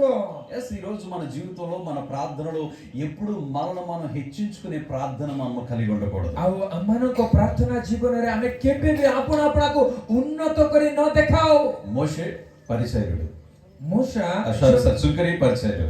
ଆଉ ଆମମାନେ ଦେଖିଲେ ଜଣେ କଳଗ୍ରାହୀ ଆଉ ଫାରୁସୀ। వీళ్ళిద్దరు ప్రార్థన మనం గమనిస్తే এই ଦୁଇ ଜଣଙ୍କ ପ୍ରାର୍ଥନା ଆମେ ଦେଖିପାରିଲେ దేవుడు ఎవరి ప్రార్థన ఆలకించాడు? ପରମେଶ୍ୱର କାହାର ପ୍ରାର୍ଥନା ଶୁଣିଲେ? సుంకరి ప్రార్థనను దేవుడు ఆలకించాడు. କଳଗ୍ରାହୀର ପ୍ରାର୍ଥନା ଶୁଣିଲେ। ఎందుకంటే పరిసయ్యుడి ప్రార్థనలో హెచ్చుదల ఉంది. କାରଣ ଫାରୁସୀ ଆପଣା ପ୍ରାର୍ଥନାରେ ଆପଣାକୁ మనం ଉନ୍ନତ କରି ଦେଖାଉଅଛି। తనకు తాను తగ్గించుకున్నవాడు హెచ్చించబడును, ଆଉ ବାକ୍ୟ ଲେଖାଯାଏ ଯେ ଆପଣାକୁ ଉନ୍ନତ କରେ తనకు తాను హెచ్చించుకున్నవాడు తగ్గించబడును. ଆଉ ଯେ ଆପଣାକୁ ଉନ୍ନତ ଦେଖାଏ ପ୍ରଭୁ ତାକୁ ଉନ୍ନତ କରିବେ। అమెరికా ప్రెసిడెంట్ ଆମେରିକାର ରାଷ୍ଟ୍ରପତି మన అబ్రహాం లింకన్ గారు ఉండేవారు. అబ్రహాం లింకన్ ଥିଲେ। ఆయన ఒక రోజు ఒక మీటింగ్ లో కమిటీ మీటింగ్ లో మాట్లాడుతున్నారు. ଆଉ ଗୋଟିଏ ଦିନ ସେ ଗୋଟେ କମିଟି ମିଟିଂ ରେ ଭାଷଣ ఆ ଦଉଛନ୍ତି। దేశంలో ఉన్న నాయకులు, వ్యాపారవేత్తలు అందరూ ఆయన ముందు కూర్చున్నారు. ଆଉ ସେଇ ଦେଶରେ ଥିବା ବଡ଼ ବଡ଼ ନେତା ମାନେ ଅନେକ ବଡ଼ ବଡ଼ ବ୍ୟବସାୟ ମାନେ ତାଙ୍କ ସମ୍ମୁଖରେ ବସିଛନ୍ତି। సో ఆయన మాట్లాడుతున్నప్పుడు ଆଉ ସେ ଯେତେବେଳେ ବକ୍ତବ୍ୟ ଦେଉଛନ୍ତି ఆ సభలో కూర్చున్న ఒక వ్యక్తికి నచ్చట్లేదు. ଆଉ ସେ ସଭାରେ ବସିଥିବା ଜଣେ ବ୍ୟକ୍ତିଙ୍କୁ ତାଙ୍କର ବକ୍ତବ୍ୟ ତାଙ୍କର ଭାଷଣ ପସନ୍ଦ ଲାଗୁନାହିଁ। ఎందుకంటే ఆయన గొప్ప ధనవంతుడు. କାରଣ ସେଠାରେ ବସିଥିବା ବ୍ୟକ୍ତି ବଡ଼ ଧନବାନ। వాళ్ళ నాన్నగారు తన బూట్లు కుట్టేవాడు, చెప్పులు కుట్టేవాడు వాళ్ళ నాన్నగారు. అబ్రహాం లింకన్ଙ୍କ ବାପା ସେ ବ୍ୟକ୍ତିର ଚପଲ ସୁ ସିଲଉଥିଲେ। నా బూట్లు కుట్టేవాడు, నా చెప్పులు కుట్టేవాడు ఇక్కడికి వచ్చి ప్రసంగం చేస్తాడా? କଣ ମୋର ଯିଏ ଜୋତା ସିଲଉଥିଲା, ମୋର ବୁଟ ସିଲଉଥିଲା, ସେ ବ୍ୟକ୍ତି ଆସି ମୋ ସମ୍ମୁଖରେ ଛିଡାଏ ମତେ ଭାଷଣ କହିବ? వెంటనే లేచి అన్నాడు, ସାଙ୍ଗେ ସାଙ୍ଗେ ଉଠି କହିଲେ, హలో లింకన్, ହ୍ୟାଲୋ ଲିଙ୍କନ, మీ నాన్నగారు నా షూస్ కుట్టారు. ତୁମେ ଜାଣିଛ କି ତୁମର ବାପା ମୋର ଚପଲ మీ ସିଲଉଥିଲେ? నాన్నగారు భలే కుడతాడు బూట్లు నాకు. ଆଉ ତୁମର ବାପା ମୋ ପାଇଁ ଭଲ ବୁଟ ସିଲଉଥିଲେ। ఈ మధ్య నా బూట్లు బాగా లూజ్ ଆଉ అయిపోయినాయి. ଏଇ ଦିନ ଗୁଡିକରେ ମୋର ସୁ ବହୁତ ଲୁଜ ହେଇଯାଇଛି। ఒకసారి ఒకవేళ ఎవరైనా ఉంటే చెప్తావా దాన్ని బాగు చేయడానికి? ଆଉ କିଏ ଥିଲେ ମତେ କହିବ କି ତାକୁ ସଜାଡିବା ପାଇଁ? ఒక్కసారి అందరూ హవాకైపోయారు. ଆଉ ସଭାରେ ବସିଥିବା ସମସ୍ତେ ଅବାକ ହେଇଗଲେ, କାହା ପାଟିରେ କଥା ନାହିଁ। మాట్లాడుతుంది ఒక ప్రెసిడెంట్, అమెరికా అగ్ర దేశానికి ప్రెసిడెంట్. ଆଉ ଆମେରିକା ଦେଶର ରାଷ୍ଟ୍ରପତି ପ୍ରେସିଡେଣ୍ଟ କଥା କହୁଛନ୍ତି, ଏହି ବ୍ୟକ୍ତି କଣ ଏହି ପ୍ରକାରେ କହୁଅଛି? అంత సైలెంట్ గా ఉంది. ସମସ୍ତେ ସାଇଲେନ୍ସ, ନୀରବ। వెంటనే లింకన్ గారు లేచి, ସାଙ୍ଗେ ସାଙ୍ଗେ అబ్రహాం లింకన్ ଉଠି, సార్ నేను ఈ ప్రెసిడెంట్ అయిన తర్వాత ମୁଁ ଯେତେବେଳେ ଏହି ରାଷ୍ଟ୍ରପତି ପଦବୀକୁ ଆସିଲି, మా వృత్తిని మా నాన్నగారిని చాలా వరకు మర్చిపోయానండి. ମୋର ବୃତ୍ତି ଆଉ ମୋର ବାପାଙ୍କୁ ବହୁ ଦୂର ପର୍ଯ୍ୟନ୍ତ ମୁଁ ପାସୋରି ଯାଇଥିଲି। మా నాన్నగారు నన్ను ఈ స్థాయిలోనికి, ఈ స్థితి నుంచి తీసుకొచ్చారు, నాకు గుర్తు చేశారు. ଆଉ ମୋର ବାପା ଏଇ ଚପଲ ସିଲେଇବା ସ୍ଥିତିରୁ ମତେ ପ୍ରେସିଡେଣ୍ଟ କରିବା ପରିସ୍ଥିତିକୁ ଆଣିଲେ। ఒకవేళ మా నాన్నగారు చేసిన పనిని ఇంకా నేను ఏదైనా కొనసాగించలేదంటే ఒకటి మిగిలిపోయింది. ଆଉ ମୋର ବାପାଙ୍କ କାର୍ଯ୍ୟ ମୁଁ ଆଗକୁ ନେଇ ପାରିନି କହିଲେ ଗୋଟେ କଥା, ଗୋଟେ ବିଷୟ ରହିଯାଇଛି। మీకు ఖాళీ ఉన్న టైం చెప్పండి, నేను వచ్చి ఆ షూను బాగు చేసి మీకు ఇస్తాను. ଆପଣଙ୍କୁ କେତେବେଳେ ସମୟ ଥିଲେ କୁହନ୍ତୁ, ସେଇ ଚପଲକୁ ସଜାଡ଼ିକି ମୁଁ ଆପଣଙ୍କୁ ଦେବି। ఒకసారి చప్పలు కొడుతూ ସମସ୍ତେ ତାଳି ମାରିବା ଆରମ୍ଭ କରିଦେଲେ। అరే, ఆయన అంత పెద్ద ఆయన ఉండి ଏତେ ବଡ଼ ବ୍ୟକ୍ତି ହୋଇ ମଧ୍ୟ ఆయన ఏం అవమానాన్ని ఫీల్ అవ్వలేదు. ଆଉ ଯେତେବେଳେ ଏଇ ଧନୀ ବ୍ୟକ୍ତି ତାଙ୍କୁ ଅପମାନିତ କଲେ, ସେ ନିଜକୁ ଅପମାନିତ କଲେ ନାହିଁ। అందుకే ఆ తగ్గింపు ఉంది కాబట్టి ఒక బూట్లు కుట్టుకునే, చెప్పులు కుట్టే వ్యక్తి ఒక అమెరికా ప్రెసిడెంట్ ଆଉ అవ్వగలిగాడు. ଦେଖନ୍ତୁ ଏଇ ନମ୍ରତାର ଗୁଣ, ଏଇ ନିଜ ଦିନହୀନ ଗୁଣ ଥିବାରୁ ଚପଲ ସିଲାଉଥିବା ବ୍ୟକ୍ତି ଗୋଟେ ଦିନ ଆମେରିକା ଦେଶର ରାଷ୍ଟ୍ରପତି ହୋଇପାରିଲେ। Praise the Lord, hallelujah. Praise the Lord, hallelujah।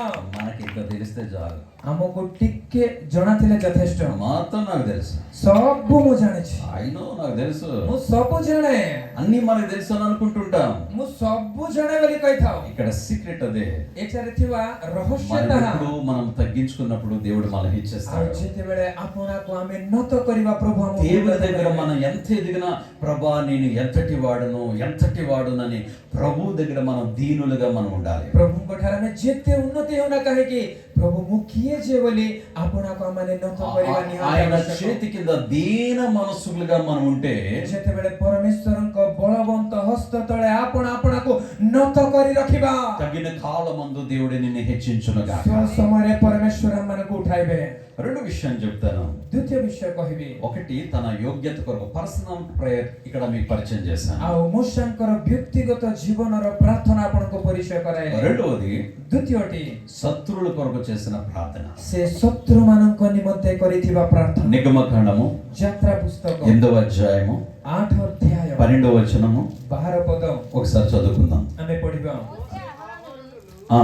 ఫరో యొద్ద నుండి ఉమ్. బయలు వెళ్ళినప్పుడు ఉమ్. యెహోవా ఫరో మీదికి ఉమ్. రాజేసిన కప్పల విషయములో ఉమ్. మోషే అతని కొరకు మోషే మొర్ర పెట్టగా ఎవరి కోసం మొర్ర పెడుతున్నాడని వాక్యం రాయబడుతుంది.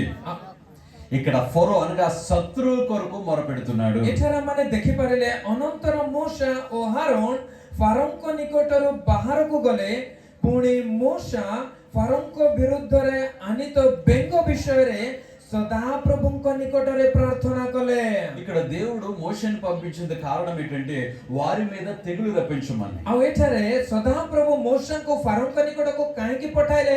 ଫାରୋଙ୍କ ଉପରେ ଦଣ୍ଡ ଆଣିବା ପାଇଁ। ఆ తెగులు వారి మీదకి వచ్చినప్పుడు ଯେତେବେଳେ ଫାରୋଙ୍କ ଉପରକୁ ତାଙ୍କ ଦେଶ ଉପରକୁ ସେଇ ଦଣ୍ଡ ଉପସ୍ଥିତ ହେଲା, ఫరోను ఆ కప్పల బారి నుంచి బాధపడుతున్నప్పుడు ଆଉ ଯେତେବେଳେ ଫାରୋ ସେ ବେଙ୍ଗମାନଙ୍କ ଦ୍ୱାରା ଅନେକ କଷ୍ଟ ପାଉଛନ୍ତି, ఫరో వచ్చి మోషే దగ్గర అడిగాడు, అయ్యా నీ కప్పల బారి నుంచి నేను బాధపడలేకపోతున్నాను। ଆଉ ଫାରୋ ଆସି ମୋଶଙ୍କ ନିକଟରେ ନିବେଦନ କରୁଛନ୍ତି, ଏଇ ବେଙ୍ଗ ଦ୍ୱାରା ମୁଁ କଷ୍ଟ ସହି ପାରୁନାହିଁ। కానీ ఇక్కడ మోషే నువ్వు నా శత్రువు, କିନ୍ତୁ ମୋଶା ଏଠାରେ କହୁନାହାନ୍ତି ଫାରୋ ତୁମେ ମୋର ଶତ୍ରୁ, నువ్వు ఆ శిక్షను అనుభవించాలి ଆଉ ତୁମେ ସେ ଦଣ୍ଡ ପାଇବାକୁ ଯୋଗ୍ୟ అని అంటలేదు। ଏଠାରେ ମୋଶା ସେଇ ପ୍ରକାରେ గబగబా କହୁନାହାନ୍ତି। ప్రభు దగ్గరికి వచ్చాడు। ଆଉ ସଙ୍ଗେ ସଙ୍ଗେ ସଦାପ୍ରଭୁଙ୍କ ନିକଟକୁ ଆସିଲେ। ఫరో మీదకు ఉన్నటువంటి ఆ యొక్క కప్పల రాబడి లేక తెగుల నుంచి తప్పించమని మొరపెడుతున్నాడు। ଆଉ ପ୍ରଭୁ ତୁମେ ଶୀଘ୍ର ଫାରୋଙ୍କୁ ସେଇ ବେଙ୍ଗ ରୂପ ଦଣ୍ଡରୁ ମୁକ୍ତ କରିଦିଅ ବୋଲି ନିବେଦନ ପ୍ରାର୍ଥନା କରୁଛନ୍ତି। 13వ వచనంలో మనం చూసినట్లయితే ଯଦି 13 ପଦ ଆମେ ଦେଖୁ, దేవుడు అతని మనవి ఆలకించెను। ତମେ ସଦାପ୍ରଭୁ ମୋଶଙ୍କ ବାକ୍ୟ କରନ୍ତେ, గ్రాంటెడ్ ସଦାପ୍ରଭୁ ତାଙ୍କ అనగా ପ୍ରାର୍ଥନା దేవుడు స్పందించే దేవుడు। ଆଉ ପରମେଶ୍ୱର ଅନୁମତି ଦେବା ପରମେଶ୍ୱର। ఎవరి ప్రార్థనను దేవుడు అనుమతిస్తుంటాడు। ସମସ୍ତଙ୍କ ପ୍ରାର୍ଥନାକୁ ସେ ଅନୁମତି ଦିଅନ୍ତି। ఒక పాపి ప్రార్థన చేసినా దేవుడు వింటాడు। ଆଉ ଜଣେ ପାପୀ ପ୍ରାର୍ଥନା କଲେ ମଧ୍ୟ ପ୍ରଭୁ ଶୁଣନ୍ତି। దయ్యముల ప్రార్థన చేసిన దేవుడు విన్నాడు। ଆଉ ଭୂତମାନେ ପ୍ରାର୍ଥନା କଲେ ମଧ୍ୟ ସେ ଶୁଣିଲେ। ఒక బీదలు చేసిన ప్రార్థన దేవుడు విన్నాడు। ଦରିଦ୍ର ଲୋକମାନେ କରିଥିବା ପ୍ରାର୍ଥନା ସେ ଶୁଣିଲେ। ఎవరు ప్రార్థించినా ఆయన ప్రార్థన ఆలకిస్తాడు। ଯିଏ କେହି ପ୍ରାର୍ଥନା କଲେ ବି ସେ ପ୍ରାର୍ଥନା ଶ୍ରବଣକାରୀ పరమేశ్వర। ఇక్కడ మోషేను ప్రభు ఏమన్నది, ఏయ్ నువ్వు ఫరో గురించి ప్రార్థన చేస్తున్నావేంటి? ଏଠାରେ ସଦାପ୍ରଭు ମୋଶଙ୍କୁ କହୁନାହାନ୍ତି, ତୁମେ କଣ ଫାରୋଙ୍କ ପାଇଁ ପ୍ରାର୍ଥନା କରୁଅଛ? కానీ అక్కడ మోషే ఒక శత్రువును ప్రేమించడానికి క్రీస్తు యేసుకు కలిగిన ఈ మనస్సు మోషే కలిగి ఉన్నాడు। କିନ୍ତୁ ଏଠାରେ ଆମେ ଦେଖିପାରିଲେ ଶତ୍ରୁକୁ ମଧ୍ୟ ପ୍ରେମ କରିବାର ମନ ଯେ ଖ୍ରୀଷ୍ଟଙ୍କ ଠାରେ ଅଛି, ସେଇ ମନ ମୋଶଙ୍କ ଜୀବନରେ ଆମେ ଦେଖୁଅଛୁ। మోషే కూడా ఆ క్రీస్తుకు కలిగిన క్షమాపణ ప్రార్థన తను కూడా కలిగి ఉన్నాడు। ଆଉ ଖ୍ରୀଷ୍ଟଙ୍କର ଯେପରି କ୍ଷମା ଗୁଣ ଥିଲା, ଠିକ ସେଇ ପ୍ରକାରେ ମୋଶା ମଧ୍ୟ କ୍ଷମା ଗୁଣରେ ଆମେ ଦେଖି ପାରୁଅଛୁ। నీ శత్రువుల కొరకు ఏ రోజున ప్రార్థన చేసావు? ଆଉ ଏଠାରେ ବସିଥିବା ଆମେ ମାନେ ଆମର ଶତ୍ରୁ ନିମନ୍ତେ କେବେ ହେଲେ ପ୍ରାର୍ଥନା ప్రార్థన పక్కన କରିଅଛୁ? పెడదాం, సారీ అనే మాట ఎప్పుడైనా వాడేవా? ପ୍ରାର୍ଥନା କଥା ଦୂରରେ ଥାଉ, ତାଙ୍କୁ କେବେ ସରି ପଦେ କହିଛୁ କି? కానీ ఏ రోజు వాడం కదా మనం। କିନ୍ତୁ କେବେ ବ୍ୟବହାର କରିନାହୁଁ। కానీ ఇక్కడ అద్భుతమైన విషయం ఏంటంటే କିନ୍ତୁ ఆశ్చర్ୟର କଥା କଣ ఒక କହିଲେ? శత్రు కోసం ప్రార్థించాడు। ଶତ୍ରୁ ନିମନ୍ତେ అలాంటి ମୋଶା ପ୍ରାର୍ଥନା କଲା। అలాంటి ప్రేయర్ లైఫ్ మనం కూడా కలిగి ఉందాం। ସେଇ ପ୍ରକାର ପ୍ରାର୍ଥନା ଜୀବନ ଆମ ସମସ୍ତଙ୍କ ଠାରେ ପ୍ରଭୁ ଅନୁଗ୍ରହ ଅନୁଗ୍ରହ କରନ୍ତୁ। ఈ రోజు వరకు కూడా ఒరిస్సాలో ఒక సంఘటన జరిగింది, దాని గురించి మేము మాట్లాడుకుంటూ ఉంటాం. ଆଜି ଦିନ ପର୍ଯ୍ୟନ୍ତ ଓଡ଼ିଶାରେ ଏକ ଘଟଣା ଘଟିଲା, ଆମେ ସେଇ ବିଷୟରେ ଆଲୋଚନା କରୁ। అదే గ్రామ్ స్టైన్ గురించి. ତାହିଁ ଗ୍ରାହାମ ଷ୍ଟେନସଙ୍କ నేను ବିଷୟରେ। చాలా సార్లు అనుకుంటాను ఒరిస్సా వచ్చినప్పుడల్లా ఆ ప్రదేశానికి వెళ్ళి చూడాలని. ମୁଁ ଅନେକ ଥର ଇଚ୍ଛା କରେ ଯେତେବେଳେ ମୁଁ ଓଡ଼ିଶା ଆସିବି ସେଇ ଅଞ୍ଚଳକୁ ଯିବି కానీ ବୋଲି। నేను వచ్చేది ఈ డిసెంబర్ మాసంలో వస్తాను కాబట్టి చాలా పిక్ టైం లో వస్తుంటాను. କିନ୍ତୁ ଏଇ ଡିସେମ୍ବର ମାସରେ ଆସେ, ବହୁତ ବ୍ୟସ୍ତବହୁଳ ସମୟ, ତେଣୁ దేవుని చిత్తమైతే ఒకసారి ఆ ప్రదేశాన్ని చూడాలి అని అనిపిస్తుంటది నాకు. ପ୍ରଭୁ ଅନୁଗ୍ରହ କଲେ ସେଇ ଅଞ୍ଚଳ ଦେଖିବା ପାଇଁ ମୁଁ ବହୁତ ଇଚ୍ଛା କରେ। కానీ ఆ కుటుంబం କିନ୍ତୁ ସେଇ ପରିବାର ఒక శత్రువును క్షమించింది. ଶତ୍ରୁଙ୍କୁ କ୍ଷମା ଦେବାର ପରିବାର। గ్లాడీ ଗ୍ଲାଡିୟସ୍ అక్కడ చూసినట్లయితే ఒక దారాసింగ్ అని ఒక మూర్ఖుని క్షమించింది. ଆଉ ଦାରା ସିଂ ନାମକ ଜଣେ ମୂର୍ଖ ବ୍ୟକ୍ତିଙ୍କୁ କ୍ଷମା ଦେଉଛନ୍ତି। ప్రపంచమంతా ఉలిక్కిపడింది. ଆଉ ସାରା ବିଶ୍ୱ ଚକିତ ହୋଇଗଲା। ఇదే కదా నిజమైన క్రైస్తత్వం. ଏହା ଏଇନା ବାସ୍ତବ ଖ୍ରୀଷ୍ଟିଆନିଟି ଅଟେ। ఈ మధ్య కాలంలో ଏଇ ଦିନ ଗୁଡ଼ିକରେ అమెరికాలో ଆମେରିକାରେ చార్లీ కిక్ ଚାର୍ଲି କ୍ରିକ୍ ఆయన మరణించిన తర్వాత ସେ ଯେତେବେଳେ ମୃତ୍ୟୁବରଣ ఆయన କଲେ, చంపిన యవనస్తుని ଆଉ ତାଙ୍କୁ ବଧ କରିଥିବା ଜଣେ ଯୁବକକୁ, తన భార్య ఒక మాట మాట్లాడింది. ଆଉ ତାଙ୍କର ସ୍ତ୍ରୀ ଗୋଟିଏ କଥା କହିଲେ, నా భర్తను చంపిన ఆ యవనస్తుని నేను క్షమిస్తున్నా. ଆଉ ମୋର ସ୍ୱାମୀକୁ ବଧ କରିଥିବା ସେ ଯୁବକକୁ ମୁଁ କ୍ଷମା ଦେଉଅଛି। ప్రార్థన అంటే దేవుని దగ్గర శత్రువును క్షమించే ప్రార్థన మనం చేయాలి. ଆଉ ପ୍ରାର୍ଥନା କହିଲେ ଈଶ୍ୱରଙ୍କ ସାନ୍ନିଧ୍ୟରେ ଶତ୍ରୁଙ୍କୁ କ୍ଷମା ଦେବାର ପ୍ରାର୍ଥନା ମାନେ କରିବା ଦରକାର। ప్రార్థన మొదలు పెడితే మన బాగా కోసమే ప్రార్థన చేస్తాము, కానీ ఇలాంటి ప్రార్థన జీవితం మన దగ్గర కనబడడం చాలా తక్కువ. ଆମେ ପ୍ରାର୍ଥନା ଆରମ୍ଭ କଲେ ନିଜ ପାଇଁ ଅନେକ ବିଷୟରେ ଆମେ ପ୍ରାର୍ଥନା କରିଥାଉ, କିନ୍ତୁ ଶତ୍ରୁ ପାଇଁ ପ୍ରାର୍ଥନା କରିବାର ସମୟ ବହୁତ କମ ଆମେ କରିନଥାଉ। రైట్. మోషే మొట్టమొదటిది వ్యక్తిగతమైన ప్రార్థన పరిచయం చేశాను. ଆଉ ପ୍ରଥମରେ ମୋଶେଙ୍କ ଜୀବନର ବ୍ୟକ୍ତିଗତ ପ୍ରାର୍ଥନାର ପରିଚୟ କରାଇଲେ, କିପରି ସେ ଆପଣଙ୍କୁ ନମ୍ର କରି ପ୍ରାର୍ଥନା କରୁଛନ୍ତି। రెండవది ଦ୍ୱିତୀୟଟି అక్కడ ఆ శత్రు కోసం చేసిన ప్రార్థన మీకు పరిచయం ଆଉ చేశాను. ଶତ୍ରୁଙ୍କ ନିମନ୍ତେ କରିଥିବା ପ୍ରାର୍ଥନାର ପରିଚୟ ମୁଁ ଆପଣଙ୍କୁ ଦେଲି। మూడవది ତୃତୀୟଟି ఇక్కడ తన ప్రజల కోసం చేసిన ప్రార్థన చూపిస్తాను. ଆପଣ ଲୋକମାନଙ୍କ ନିମନ୍ତେ କରିଥିବା ପ୍ରାର୍ଥନାକୁ ଆମେ ଥରେ ଦେଖିବା। నిగమకాండము ଯାତ୍ରା పుస్తକ 32వ అధ్యాయము. 32 ଅଧ୍ୟାୟ। నిగమకాండము ଯାତ୍ରା పుస్తକ 32వ అధ్యాయము 32 ଅଧ୍ୟାୟ। 10వ వచనాన్ని మనం గమనించినట్లయితే కావున 10 ପଦ ଆମେ ଦେଖିପାରିଲେ, కావున నీవు ఊరుకుండుము, మ్మ్. నా కోపము వారి మీద మండును, మ్మ్. నేను వారిని కాల్చివేసి మ్మ్. నేను గొప్ప జనముగా చేసేదని మోషేతో చెప్పగా, మ్మ్. మోషే మ్మ్. తన దేవుడిని యెహోవాను బ్రతిమాలుకొని ప్రతిమాలికు నేను ప్రార్థన చేశాను. ଆମେ 10 ପଦ 32 ଅଧ୍ୟାୟ 10 ପଦ ଥରେ ଦେଖୁ। ଏଣୁ ତୁମ୍ଭେ ଏବେ ଆମ୍ଭଙ୍କୁ ଛାଡ଼ି ଦିଅ, ଆମ୍ଭର କ୍ରୋଧ ସେମାନଙ୍କ ପ୍ରତିକୂଳରେ ପ୍ରଜ୍ୱଳିତ ହେଉ, ତହିଁରେ ଆମ୍ଭେ ସେମାନଙ୍କୁ ସଂହାର କରିବା, ମାତ୍ର ଆମ୍ଭେ ତୁମକୁ ମହାକୃଷ୍ଟି କରିବା। ତହିଁରେ ମୂଷା ଆପଣା ସଦାପ୍ରଭୁ ପରମେଶ୍ୱରଙ୍କୁ ନିବେଦନ କରି କହିଲେ। ఇశ్రాయేలు ప్రజలు దేవునికి విరోధంగా పాపం చేశారు. ଇସ୍ରାଏଲ ଲୋକମାନେ ପରମେଶ୍ୱରଙ୍କ ବିରୁଦ୍ଧରେ ପାପ କଲେ, వారికి ఒక విగ్రహాన్ని తయారు చేసుకున్నారు. ଆଉ ସେମାନେ ଆପଣା ନିମନ୍ତେ ଛାଞ୍ଚରେ ଏକ ପ୍ରତିମା ఇష్టానుసారంగా ତିଆରି କଲେ। విగ్రహాలకు పూజలు అర్పణలు ଆଉ చేస్తున్నారు. ସେ ପ୍ରତିମାକୁ ସେମାନେ ପୂଜା ଅର୍ପଣ କରୁଛନ୍ତି। దేవుని కోపం ఆ ప్రజల మీద రగులుకుంది. ଆଉ ପରମେଶ୍ୱରଙ୍କ କ୍ରୋଧ ସେମାନଙ୍କ ଉପରେ ବର୍ତ୍ତିଲା। ఆ ప్రజలు భూమి మీద లేకుండా చేయాలనేది ଆଉ అనుకున్నారు. ପରମେଶ୍ୱର ଇଚ୍ଛା କଲେ ଏଇ ଗୋଷ୍ଠୀ ଧରା ପୃଷ୍ଠ ଉପରେ ଆଉ ନ ରହୁ। మోషేని పిలిచాడు. మోషే, ଆଉ ମୂଷାଙ୍କୁ ଡାକିଲେ, ମୂଷା నేను ఈ ప్రజలందరినీ నిర్మూలన చేయాలనుకుంటున్నాను. ଏଇ ସମସ୍ତ ଲୋକମାନଙ୍କୁ ମୁଁ ସଂହାର କରିବା ପାଇଁ ଇଚ୍ଛା କରୁଅଛି, నీలో నుంచి ఒక క్రొత్త జనాంగాన్ని କିନ୍ତୁ పుట్టించాలనుకుంటున్నాను. ତୁମଠାରୁ ଏକ ମହାଗୋଷ୍ଠୀ ଉତ୍ପନ୍ନ କରିବା ପାଇଁ ଇଚ୍ଛା କରୁଅଛି। వారిని నా ప్రజలుగా నేను ఎన్నుకోబోతున్నాను. ଆଉ ସେମାନଙ୍କୁ ମୋର ମନୋନୀତ ଲୋକ କରିବା ପାଇଁ ଇଚ୍ଛା କରୁଅଛି। ఇప్పుడు మోషే ఏమనాలి? ଏବେ ମୂଷା କଣ କହିବା କଥା? అబ్బా, ఏం ఆఫర్ ఇచ్చావు దేవా, ଆଜ୍ଞା ଆଜ୍ଞା କି ଅଫର ଦେଲେ ପ୍ରଭୁ। Wonderful offer.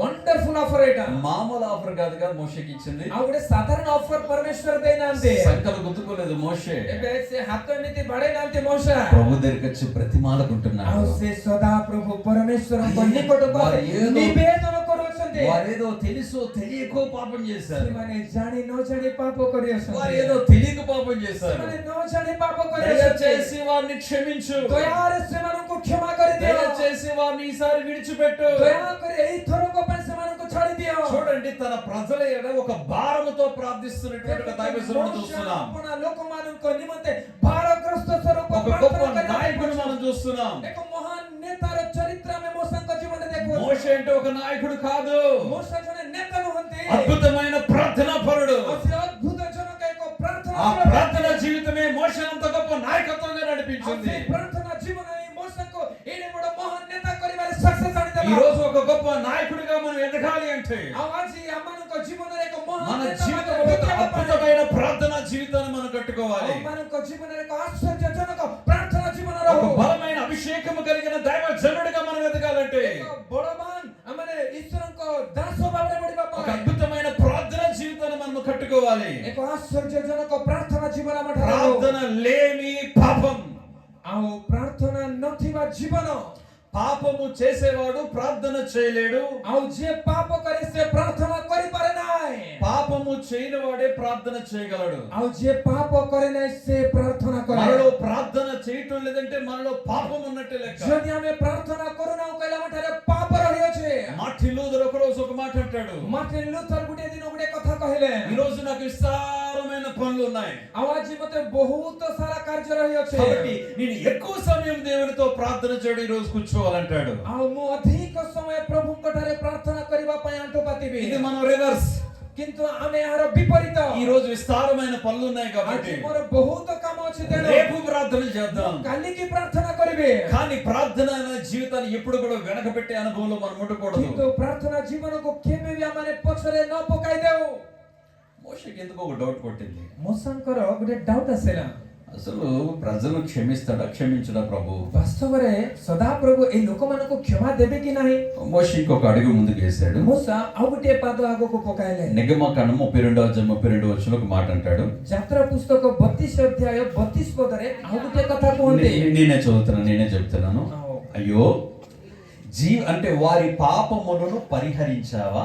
సరే, జీవ గ్రంథములో నుంచి నా పేరును క్లీన్ చేసేసాయి. आउसे कहउछन्ते मोसा एठारे आपना लोक मानक निमंते भारग्रस्त ए मोसा कहउछन्ती तुम्भे जेबे से मानक पाप क्षमा करिवो जेबे न करिवो तेबे मु विनय करूछि Praise the Lord. Hallelujah. तुम्बर लिखित पुस्तक मोर नाम काटी पकाओ చూడండి, కొంచెం డౌట్ వచ్చింది మోషేకి. ఎందుకు? मोसाको मनरे संदेह నేను ఎంత బ్రతిమాలుతున్నా ఒకవేళ దేవుడు నా ప్రజలను ఒకవేళ నశింపజేస్తాడేమో. मु एते निवेदन कले मध्य काळे मोसा इस्राएल लोक मानको संहार करिवे बोधे తన దగ్గర ఇంకొక ఆప్షన్ లేదు. आ गुटे ऑप्शन नाही ఓకే, నా పేరు జీవ గ్రంథంలో ఉంటుంది. आ मोर नाम जीवन पुस्तक रे थिबो ఒకవేళ వారిని క్షమించావా? సరే, जदि सेमानको क्षमा करिवो त भलो లేకపోతే నా పేరు ఆ జీవ గ్రంథంలో తుడిచిపెట్టు. जदि क्षमा करिवो नाही प्रभु मोर नाम से जीवन पुस्तक रु काटी थी ఎంత త్యాగపూర్వకమైన ప్రేమ. केते त्यागपूर्ण प्रेम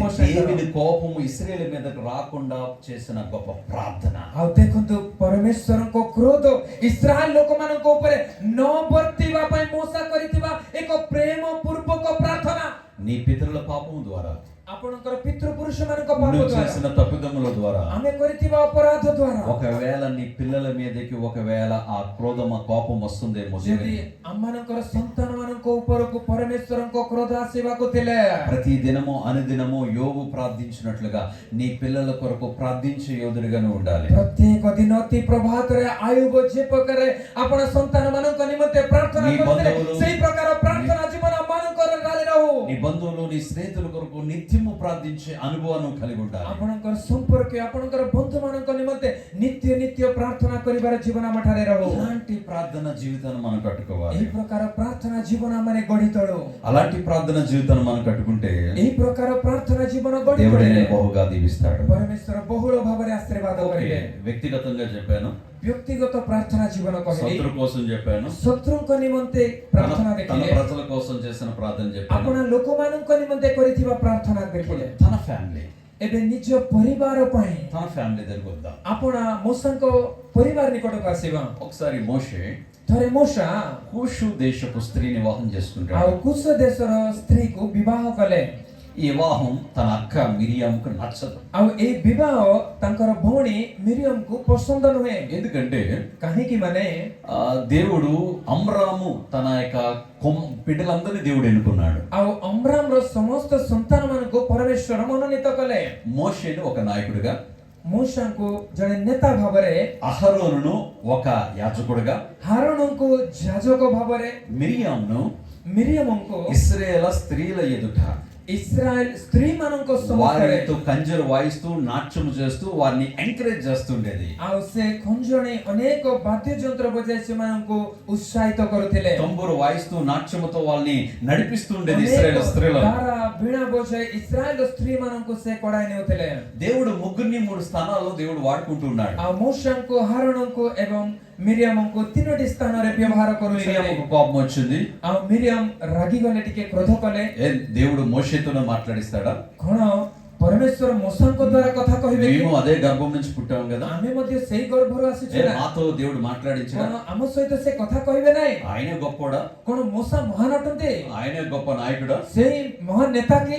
నోటికి వచ్చినట్టు మాట్లాడింది. ପାଟିକୁ ଆସିବା ପରି କଥା କହିଲେ, కానీ କିନ୍ତୁ మోషే ఏమీ కల్పించుకోలే. ମୋଷା ଏଥିରେ କୌଣସି ବିଷୟରେ ପ୍ରତ୍ୟୁତ୍ତର କଲେ ନାହିଁ। మారు మాట మాట్లాడలేదు. ତାଙ୍କ ମୁଖରୁ ଗୋଟିଏ କଥା ବି ବାହାରିଲା ନାହିଁ। మోషే కల్పించుకోలేదు కాబట్టి ମୋଷା ଗୋଟିଏ କଥା ବି ସେ ବିଷୟରେ କହିଲେ ନାହିଁ। ତେଣୁ ఎవరు కల్పించుకున్నారు?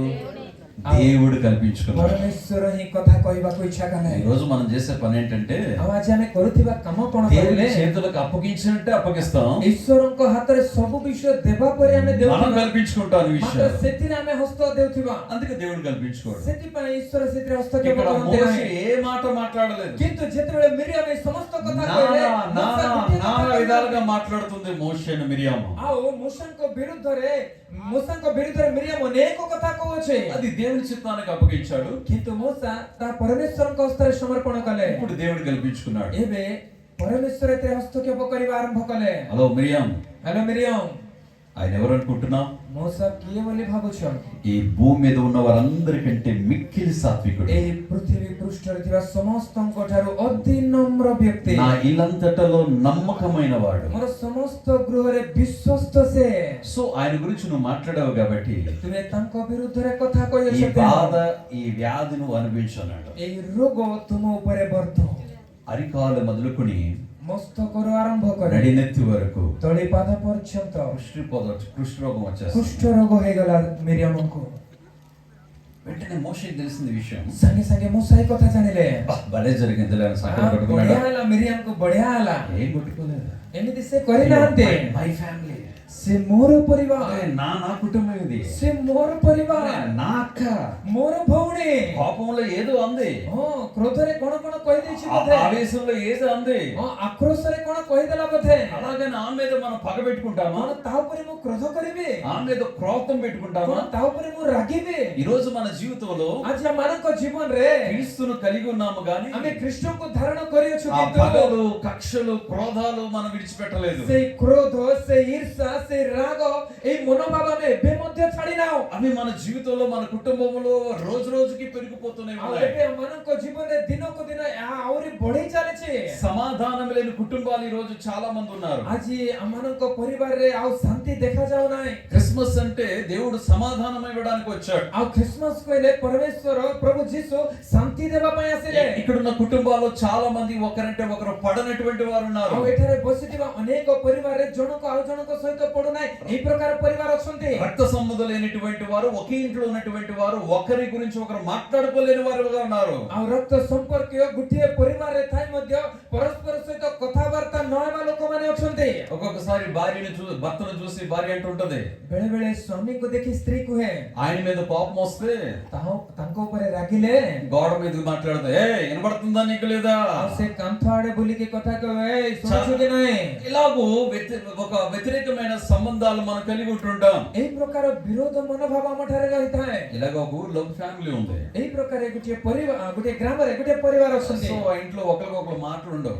ଆଉ ଘରେ ଜଣଙ୍କ ସହିତ ଆଉ ଜଣଙ୍କର କଥା ନାହିଁ। క్రిస్మస్ సీజన్ వచ్చింది. ଖ୍ରୀଷ୍ଟମାସ ସିଜନ ଆସିଲା।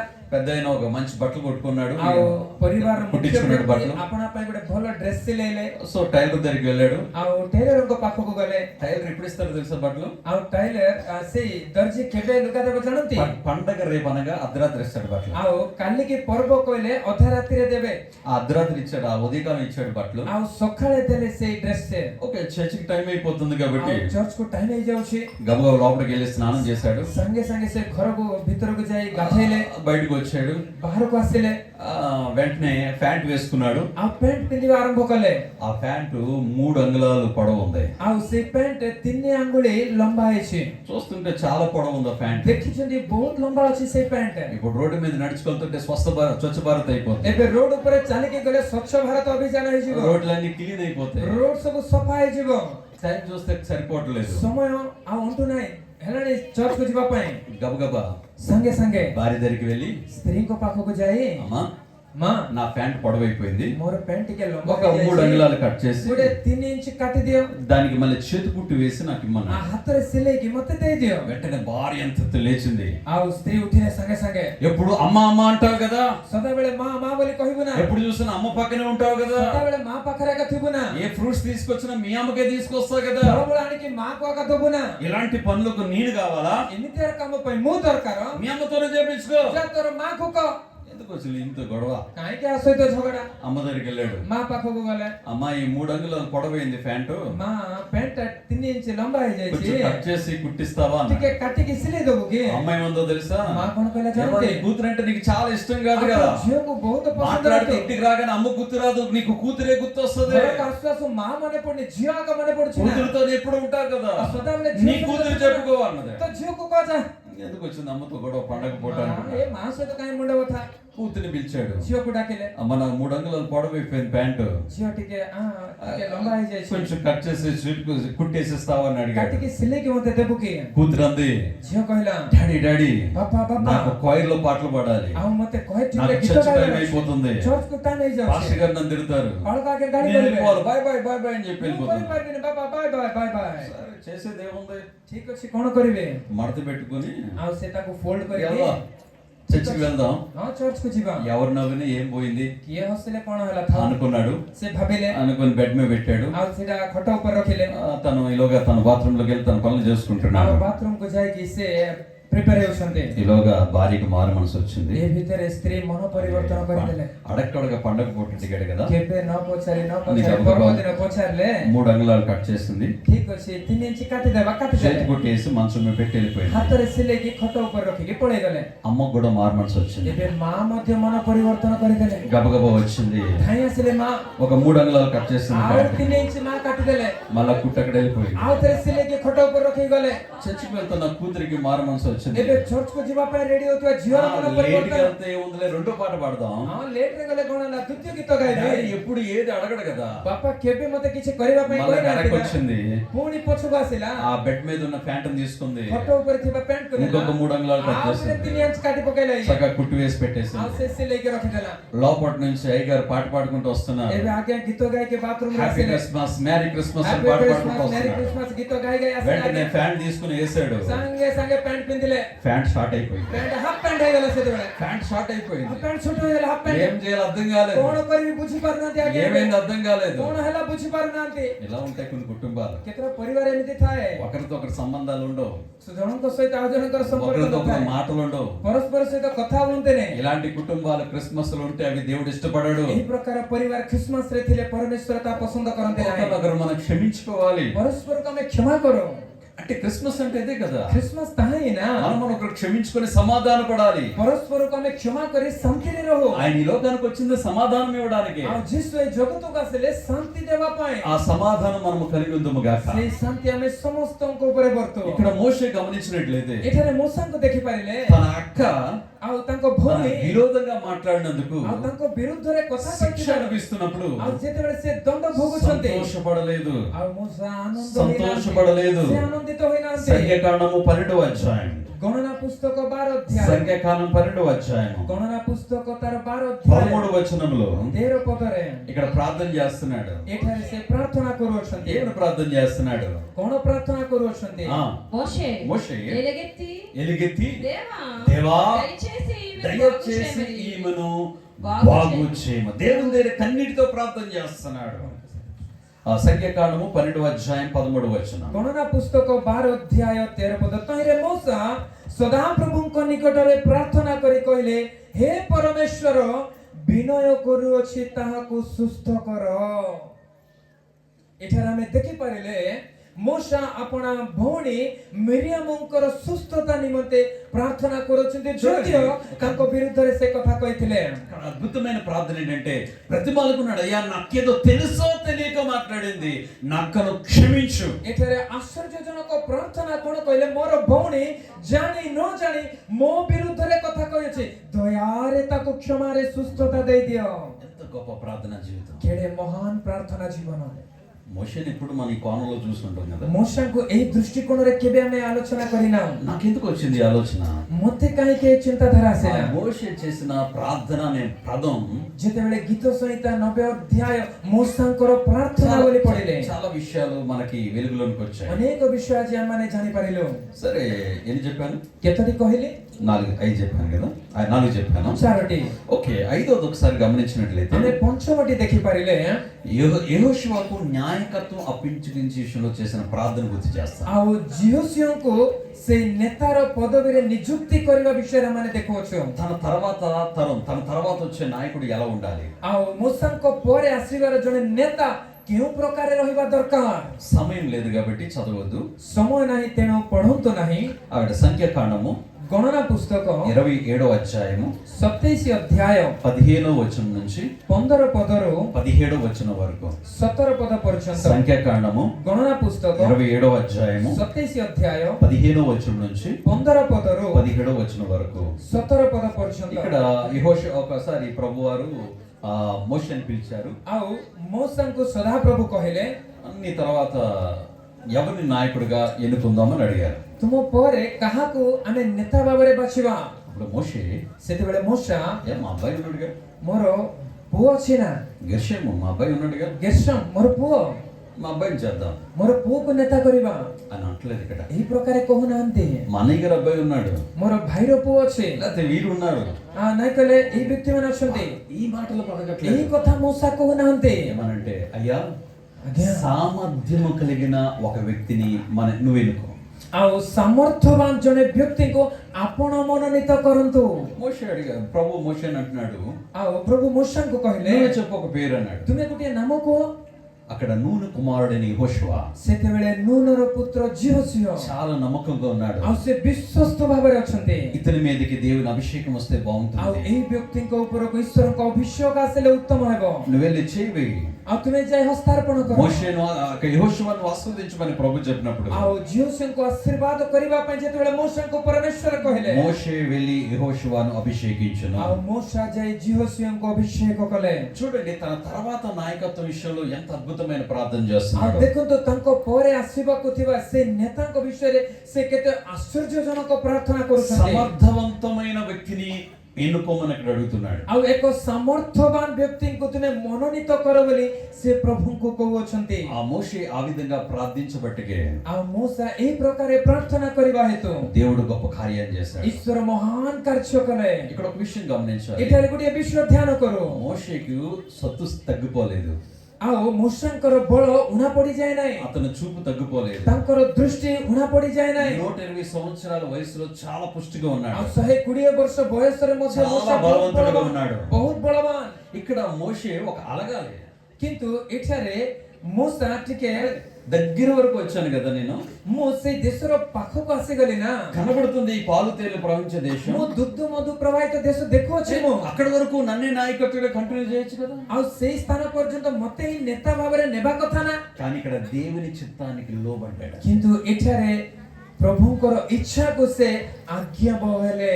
చూడండి, ఇక్కడ అద్భుతమైన ప్రార్థన జీవితాన్ని మోషే కలిగి ఉన్నాడు। ଏଠାରେ ଏକ ଆଶ୍ଚର୍ଯ୍ୟଜନକ ପ୍ରାର୍ଥନା ଜୀବନ ମୋଶାଙ୍କ ଠାରେ ରହିଅଛି। తన తర్వాత వచ్చే నాయకుడు ତାଙ୍କ ପରେ ଆସିବାର ଜଣେ ନେତା సమర్థవంతుడై ఉండాలి। ସେ ସମର୍ଥବାନ ହେବା ଦରକାର। మీకు గుంటూరులో ఎస్ఎన్న గారు అనే సేవకుడు మీ అందరూ తెలుసు ଆଉ ఉంటారు, ଗୁంటୁର ଅଞ୍ଚଳରେ ଏସନ ନାମକ ଜଣେ ମହାନ ପ୍ରଭୁଙ୍କ ଦାସଙ୍କ ବିଷୟରେ ଜାଣିଥିବେ। అందరికీ తెలుసండి చాలా వరకు। ଆଉ ଅନେକ ଜାଣନ୍ତି ତାଙ୍କ ବିଷୟରେ। సో ఆయనతో నాకు చాలా దగ్గర సంబంధం ଆଉ ఉంది। ତାଙ୍କ ସହିତ ମୋର ବହୁତ ଘନିଷ୍ଠ ସମ୍ପର୍କ। మీ ఇద్దరం కలిసి చాలా దేశాలు తిరిగాం। ଆମେ ଦୁଇ ଜଣ ମିଶି ଅନେକ ଦେଶ ଭ୍ରମଣ କରିଛୁ। మలేషియా వెళ్ళాం, సింగపూర్ వెళ్ళాం, ఇజ్రాయెల్ కంట్రీ వెళ్ళాం, కొరియా, ఇలాంటి ప్రాంతాలు తిరుగుతున్నాం। ମାଲେସିଆ, ସିଙ୍ଗାପୁର, ଇସ୍ରାଏଲ ଅନେକ ଦେଶ ମିଳିମିଶି ଆମେ ଭ୍ରମଣ କରିଅଛୁ। ఆయన నన్ను చాలా చక్కగా ప్రేమించారు। ଆଉ ସେ ମତେ ବହୁତ ପ୍ରେମ କରନ୍ତି।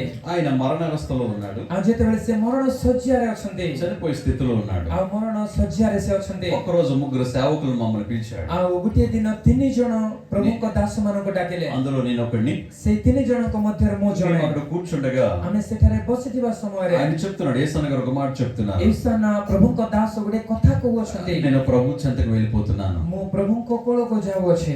నేను అడిగాను తీసుకొని.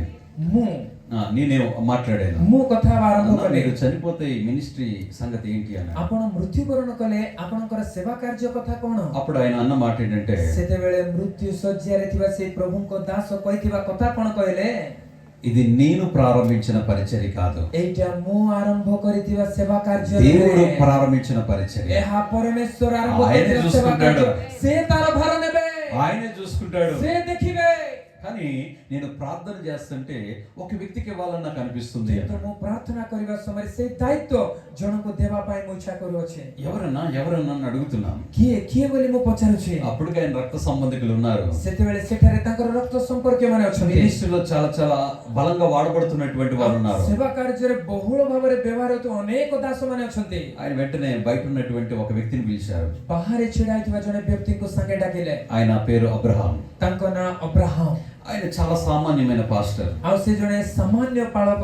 ఆయన చూపించి ତାଙ୍କୁ ଦେଖାଇ ఇక నుంచి హోసనా మినిస్ట్రీస్ ప్రెసిడెంట్ గా ఈయన ఉంటాడు. ଆଜି ଦିନଠାରୁ ହୋସାନା ମିନିଷ୍ଟ୍ରିଜ ର ପ୍ରେସିଡେଣ୍ଟ ଭାବରେ ଏହି ବ୍ୟକ୍ତି నా ରହିବେ। తర్వాత వారసుడిగా ఇతడు కొనసాగుతాడు. ଆଉ ମୋ ପରେ ମୋର ଉତ୍ତରାଧିକାରୀ ଭାବରେ ଏହି ବ୍ୟକ୍ତି ରହିବ ବୋଲି କହିଲେ। ఆశ్చర్యపోయాం. ଆମେ ସମସ୍ତେ ଆଶ୍ଚର୍ଯ୍ୟ ହେଲୁ। ఇప్పటి వరకు ఈయన ఎవరో మాకు తెలియదే. ଏବେ ପର୍ଯ୍ୟନ୍ତ ଏଇ ଅବ୍ରାହମ ନାମକ ବ୍ୟକ୍ତି ଆମେ କିଏ ଜାଣିନାହୁଁ। అప్పుడు నాకు మోషేని గుర్తొచ్చాడు. ସେତେବେଳେ ମୋଶା ମତେ ମନେ ପଡ଼ିଲେ। తన తర్వాత పరిచర్య ମୋଶାଙ୍କ ପରେ ତାଙ୍କର ସେବା କାର୍ଯ୍ୟ సమర్థవంతమైన నాయుడికి అప్పగించమని ଏକ దేవుడు చెప్పాడు. ସମର୍ଥବାନ ବ୍ୟକ୍ତିଙ୍କୁ ଦେବା ପାଇଁ ସେ ପ୍ରଭୁଙ୍କ ଠାରେ ପ୍ରାର୍ଥନା ఈరోజు କରିଥିଲେ। సేవకులుగా మనం ప్లాట్‌ఫామ్స్ వేసేసుకుంటూ వెళ్ళిపోతుంటాం. ଆଉ ଆଜି ସେବକ ଭାବରେ ଆମେ ଅନେକ ପ୍ଲାଟଫର୍ମ ତିଆରି କରି ସାରିଛୁ। కానీ ఇక్కడ మోషే అది కాదు కోరుకుంది. କିନ୍ତୁ ଏଠାରେ ମୋଶା ତାହା ଚାହୁଁନାହାନ୍ତି। ఆ రోజు ఆ యేసన్న గారు ఆ యొక్క నిర్ణయం దేవి ప్రకారం నిర్ణయించుకున్నారు కాబట్టి ଆଉ ସେହି ଦିନ ଈଶାନ ପ୍ରଭୁଙ୍କ ଦାସ ପ୍ରଭୁଙ୍କ ଇଚ୍ଛା ଅନୁସାରେ ତାହା ନିରୂପିତ କଲେ। ତେଣୁ ఈ పరిచర్య ఈ రోజు అంచెలంచెలుగా దేవుడు ଆଉ విస్తరిస్తున్నాడు. ସେହି ସେବା କାର୍ଯ୍ୟ ଆଜି ମଧ୍ୟ ଦିନକୁ ଦିନ ବହୁ ବିସ୍ତାର ହେଉଅଛି। ఎందుకు ఆ పరిచర్య గురించి ఇంత పబ్లిక్ గా మాట్లాడగలిగానంటే କାହିଁକି ଏହି ସାଧାରଣ ସଭାରେ ସେହି ସେବା ବିଷୟରେ କହିପାରୁଅଛି ମାନେ వాళ్ళతో నాకున్నటువంటి మంచి పరిచయాలు బట్టి. ତାହାଙ୍କ ସହିତ ମୋର ଘନିଷ୍ଠ ସମ୍ପର୍କ ହେତୁ। సో ఎందుకు ఈ మాటలు మీ ముందు పరిచయం చేస్తున్నానంటే କାହିଁକି ଏହି ବିଷୟ ଆପଣଙ୍କୁ ମୁଁ ପରିଚୟ କରାଉଅଛି। మోషేలో ఉన్నటువంటి ఆ ప్రేయర్ లైఫ్ మన జీవితంలో కూడా కలిగి ఉందాం. ମୋଶାଙ୍କ ଠାରେ ଥିବା ସେହି ପ୍ରାର୍ଥନା ଜୀବନ ଆମମାନଙ୍କ ଠାରେ ମଧ୍ୟ ରହୁ। 5 విషయాలు మీకు చెప్పాను. 5ଟି ବିଷୟ ଆପଣଙ୍କୁ କହିଲେ। మొట్టమొదటిది ପ୍ରଥମଟି వ్యక్తిగతంగా ବ୍ୟକ୍ତିଗତ ଭାବରେ। ఏమని ప్రార్థన చేశాడు వ్యక్తిగతంగా? ବ୍ୟକ୍ତିଗତ ଭାବରେ ମୋଶା କ'ଣ ପ୍ରାର୍ଥନା କଲେ? ఎంతటి వాడునయ్యానే, ମୁଁ କିଏ ଯେ, ମୁଁ କେତେ ବଡ଼, సకల విద్యలు ఉన్నాయి ఆయన దగ్గర. ମୋ ଠାରେ ସମସ୍ତ జ్ఞానం ବିଦ୍ୟାର ఉంది, ପାରଙ୍ଗମ, తెలివి ఉంది, ଜ୍ଞାନ ଅଛି, ఐశ్వర్యం ఉంది. ଚତୁରତା ଅଛି, ଐଶ୍ୱର୍ଯ୍ୟ ଅଛି। ఈ ప్రార్థన మనలో ఉందా? ତଥାପି କହୁଛନ୍ତି ମୁଁ କିଏ ଯେ ବୋଲି ଆପଣଙ୍କୁ ନମ୍ର କରି ପ୍ରାର୍ଥନା କରୁଛନ୍ତି। శత్రువు కోసం ప్రార్థన చేశాడు. ଦ୍ୱିତୀୟଟି ଶତ୍ରୁ ପାଇଁ ପ୍ରାର୍ଥନା ఆ କରୁଛନ୍ତି। ప్రార్థన జీవితం నీలో ఉందా? ସେଇ ପ୍ରାର୍ଥନା ଜୀବନ ଆମ ଠାରେ ଅଛି କି? ఎంతో కాలం సన్నిగి హింసించిన తన ప్రజల కోసం ప్రార్థించాడు. జీవ గ్రంథంలో నా పేరు తీసేయమని. ଅନେକ ଦିନ ଧରି ଇସ୍ରାଏଲ ଲୋକମାନେ କେତେ ବଚସା କଲେ ମଧ୍ୟ ତାହାଙ୍କୁ ରକ୍ଷା କରିବା ପାଇଁ ପରମେଶ୍ୱରଙ୍କ ଠାରେ ପ୍ରାର୍ଥନା କଲେ। ସେମାନଙ୍କୁ କ୍ଷମା ନ କଲେ ଜୀବନ ପୁସ୍ତକରୁ ମୋର ନାମ କାଟିଦିଅ ବୋଲି ପ୍ରାର୍ଥନା తన କଲେ। అనరాని మాటలు అన్నటువంటి తన రక్త సంబంధికురాలైన తన అక్క కోసం ప్రార్థన చేశాడు. ଆଉ ତାଙ୍କୁ ଅନେକ ଅପମାନିତ ତୁଚ୍ଛ ତାଚ୍ଛଲ୍ୟ କରି ମୋଶାଙ୍କ ବିରୁଦ୍ଧରେ କଥା କହିଥିବା ତାଙ୍କର ଭଉଣୀ ମିରିୟାମଙ୍କ ନିମନ୍ତେ ପ୍ରାର୍ଥନା କଲେ। నా తర్వాత నాయకత్వం ఎవరికి ఇవ్వాలని దేవుడు అడిగితే దానికోసం కూడా దేవుని దగ్గర బ్రతిమాలుకున్నాడు. ଆଉ ମୋ ପରେ ଏହି ସେବା କାର୍ଯ୍ୟର ଅଧିନାୟକତ୍ୱ କାହାକୁ ଦେବି ବୋଲି ପ୍ରଶ୍ନ କଲେ। ସେ ବିଷୟରେ ମଧ୍ୟ ସେ ପରମେଶ୍ୱରଙ୍କୁ ସେ ଦାୟିତ୍ୱ ఈ ଦେଉଛନ୍ତି। రాత్రి మోషేని మిమ్మల్ని ఒక నాయకుడిగా పరిచయం ଏହି చేయట్లేదు. ରାତ୍ର ସମୟରେ ମୋଶାଙ୍କୁ ଜଣେ ନେତା ଭାବରେ ମୁଁ ଆପଣଙ୍କୁ ପରିଚୟ କରାଉନାହିଁ। అద్భుతమైన ప్రార్థనా పరుడుగా మీకు పరిచయం ଏକ చేస్తాను. ఆశ్చర్యଜନକ ପ୍ରାର୍ଥନା ଜୀବନ ଥିବା ବ୍ୟକ୍ତି ଭାବରେ ପରିଚୟ అలాంటి କରାଉଛି। ప్రార్థనా జీవితం మనము కలిగి ఉండాలి. ଏହି ପ୍ରକାର ପ୍ରାର୍ଥନା ଜୀବନ ଆମ ଠାରେ ରହୁ। ఇక్కడ ఒక విషయం చెప్పి ముగిస్తాను. ଗୋଟିଏ ବିଷୟ କହି ସମାପ୍ତ କରିବି। మోషే ମୋଶା అన్ని ప్రార్థనలు దేవుడు విన్నాడు, స్పందించాడు. ସମସ୍ତ ପ୍ରାର୍ଥନା ଶୁଣିଲେ ଏବଂ ତାର ଉତ୍ତର ଦେଲେ। ఒక ప్రార్థన మాత్రం దేవుడు వినలే. ମୋଶାଙ୍କର ଗୋଟିଏ ପ୍ରାର୍ଥନା ପରମେଶ୍ୱର ଶୁଣିଲେ ନାହିଁ। చెప్పగలరా మీరు? କହିପାରିବେ କି? ఎస్. కానాను చూశాడు మోషే. ଆଉ ଦୁଗ୍ଧ ମଧୁ ପ୍ରବାହିତ ସେ କିଣାନ ଦେଶକୁ ଦେଖିଲେ। ఆ దేశంలో నన్ను అడుగు పెట్టనిస్తావా ప్రభు అని అడిగాడు. ସେଇ ଦେଶରେ ମତେ ପାଦ ଦେବା ପାଇଁ ଦେବ କି ପ୍ରଭୁ ବୋଲି ମାଗିଲେ। నో నో, వెళ్ళడానికి లేదు, అడుగు పెట్టడానికి కుదరదు. ତୁମେ ଯାଇପାରିବ ନାହିଁ ବୋଲି ସ୍ପଷ୍ଟ ଭାବରେ କହିଦେଲେ। ఎందుకు అని మోషే ప్రశ్నించాడు. କାହିଁକି ବୋଲି ମୂଷା ପରମେଶ୍ୱରଙ୍କୁ ପ୍ରଶ୍ନ ఇంత କରିନଥିଲା। దూరం తీసుకొచ్చావు కదా, ଏତେ ଦୂର ଆଣିଲ ନା, కళ్ళతో కనబడుతుంది కదా, ଆଖିରେ ଦେଖୁଛି ନା, అక్కడ వరకు నన్ను తీసుకెళ్తే ఏమైంది? ସେ ପର୍ଯ୍ୟନ୍ତ ନେଲେ କଣ ହେବ ପ୍ରଭୁ? కానీ దేవుడు ఆ ప్రార్థన అంగీకరించలేదు. କିନ୍ତୁ ପରମେଶ୍ୱର ସେଇ ପ୍ରାର୍ଥନା ଗ୍ରହଣ କଲେ ନାହିଁ। ఒక్కొక్కసారి మన ప్రార్థన లైఫ్ లో కూడా ବେଳେ ବେଳେ ଆମମାନଙ୍କ ପ୍ରାର୍ଥନା ଜୀବନରେ కొన్ని ప్రార్థనలు దేవుడు అంగీకరించలేకపోవడానికి కారణం దేవుని చిత్తం ఏదో ఉంది. ଆଉ କେତୋଟି ପ୍ରାର୍ଥନା ସେ ଗ୍ରହଣ କରିବେ ନାହିଁ, କାରଣ କଣ ଜାଣନ୍ତି? ସେଥିରେ ପ୍ରଭୁଙ୍କର ଇଚ୍ଛା ଲୁଚି ରହିଅଛି। మోషే చనిపోయిన తర్వాత ଯେତେବେଳେ ମୂଷା ମୃତ୍ୟୁବରଣ କଲେ, అతడు సమాధి చేయబడ్డాడు. ସେ ସମାଧିସ୍ଥ ହେଲେ, కానీ ఆ సమాధి ఎక్కడుందో ఇప్పటి వరకు ఎవరికి କିନ୍ତୁ తెలియదు. ତାଙ୍କର ସମାଧି କେଉଁଠାରେ ହେଲା ଏବେ ପର୍ଯ୍ୟନ୍ତ କେହି ଜାଣିନାହାନ୍ତି। సాతాను గాడు వెళ్ళి దేవుని దగ్గర పోరాడాడు. ଆଉ ଶୈତାନ ଯାଇ ପରମେଶ୍ୱରଙ୍କ ନିକଟରେ ବାଦାନୁବାଦ କରୁଛେ। మోషే సమాధి ఎక్కడుందో నాకు తెలియాలి, ମୂଷାଙ୍କର ସମାଧି କୋଉଠି ଅଛି ମୁଁ మోషే ଜାଣିବାକୁ సమాధి ఎక్కడుందో చెప్పమన్నాడు. ମୂଷାଙ୍କର ସମାଧି କୋଉଠି ଅଛି ମତେ କୁହ। ఎందుకు సాతానికి ఇంత ఇంత ఇంత ఆవేశం? ଶୈତାନକୁ ମୂଷାଙ୍କ ସମାଧి ବିଷୟରେ କାହିଁକି ଏତେ ଆଗ୍ରହ, ఎందుకు అంత ఇంట్రెస్ట్ କାହିଁକି ସେତେ ଇଣ୍ଟରେଷ୍ଟ? అంటే ఈ సాతాను గాడి యొక్క ఉద్దేశం ఏంటంటే ଶୈତାନର ଉଦ୍ଦେଶ୍ୟ କଣ କହିଲେ?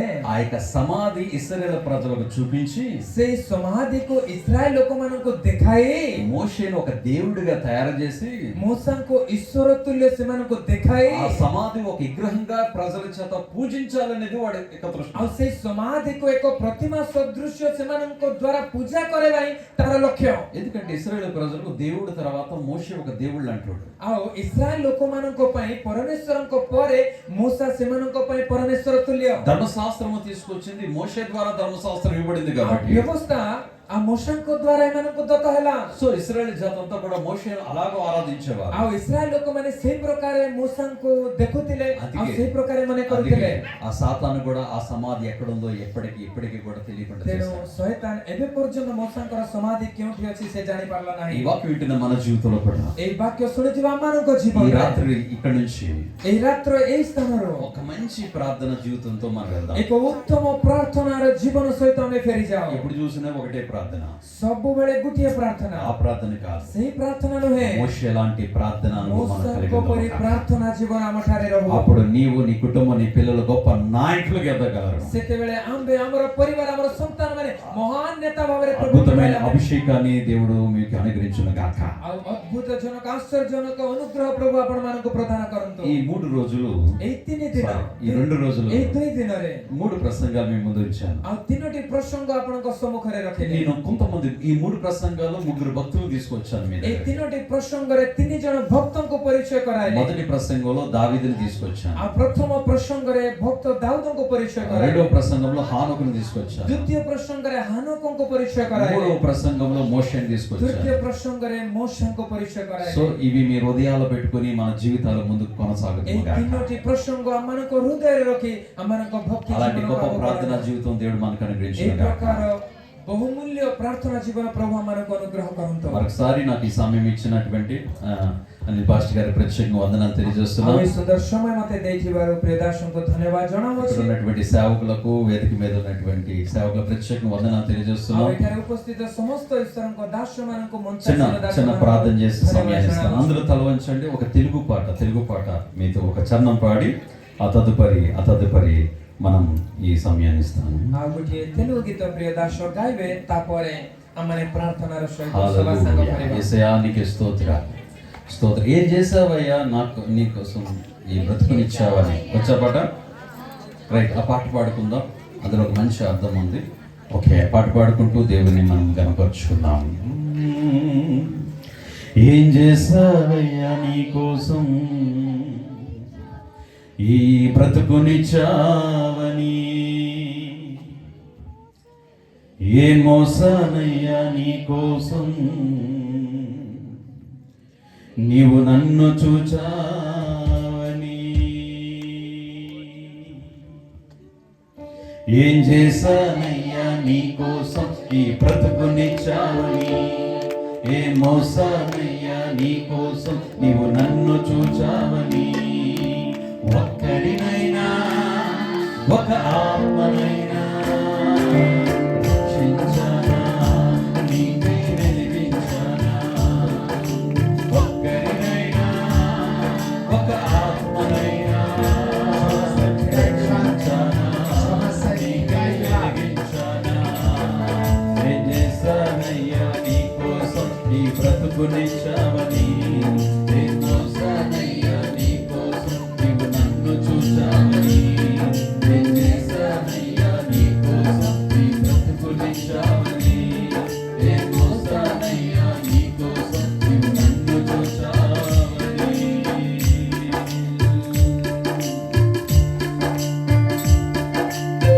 ఎందుకంటే ఆయన నీ కోసం ప్రారంభించాడు, ఆయన నీ కోసం మరణించాడు. ఆయన మనందరి జీవితాలను బాగు చేయడానికి ఆయన లోకరక్షకుడికి భూమికి వచ్చాడు.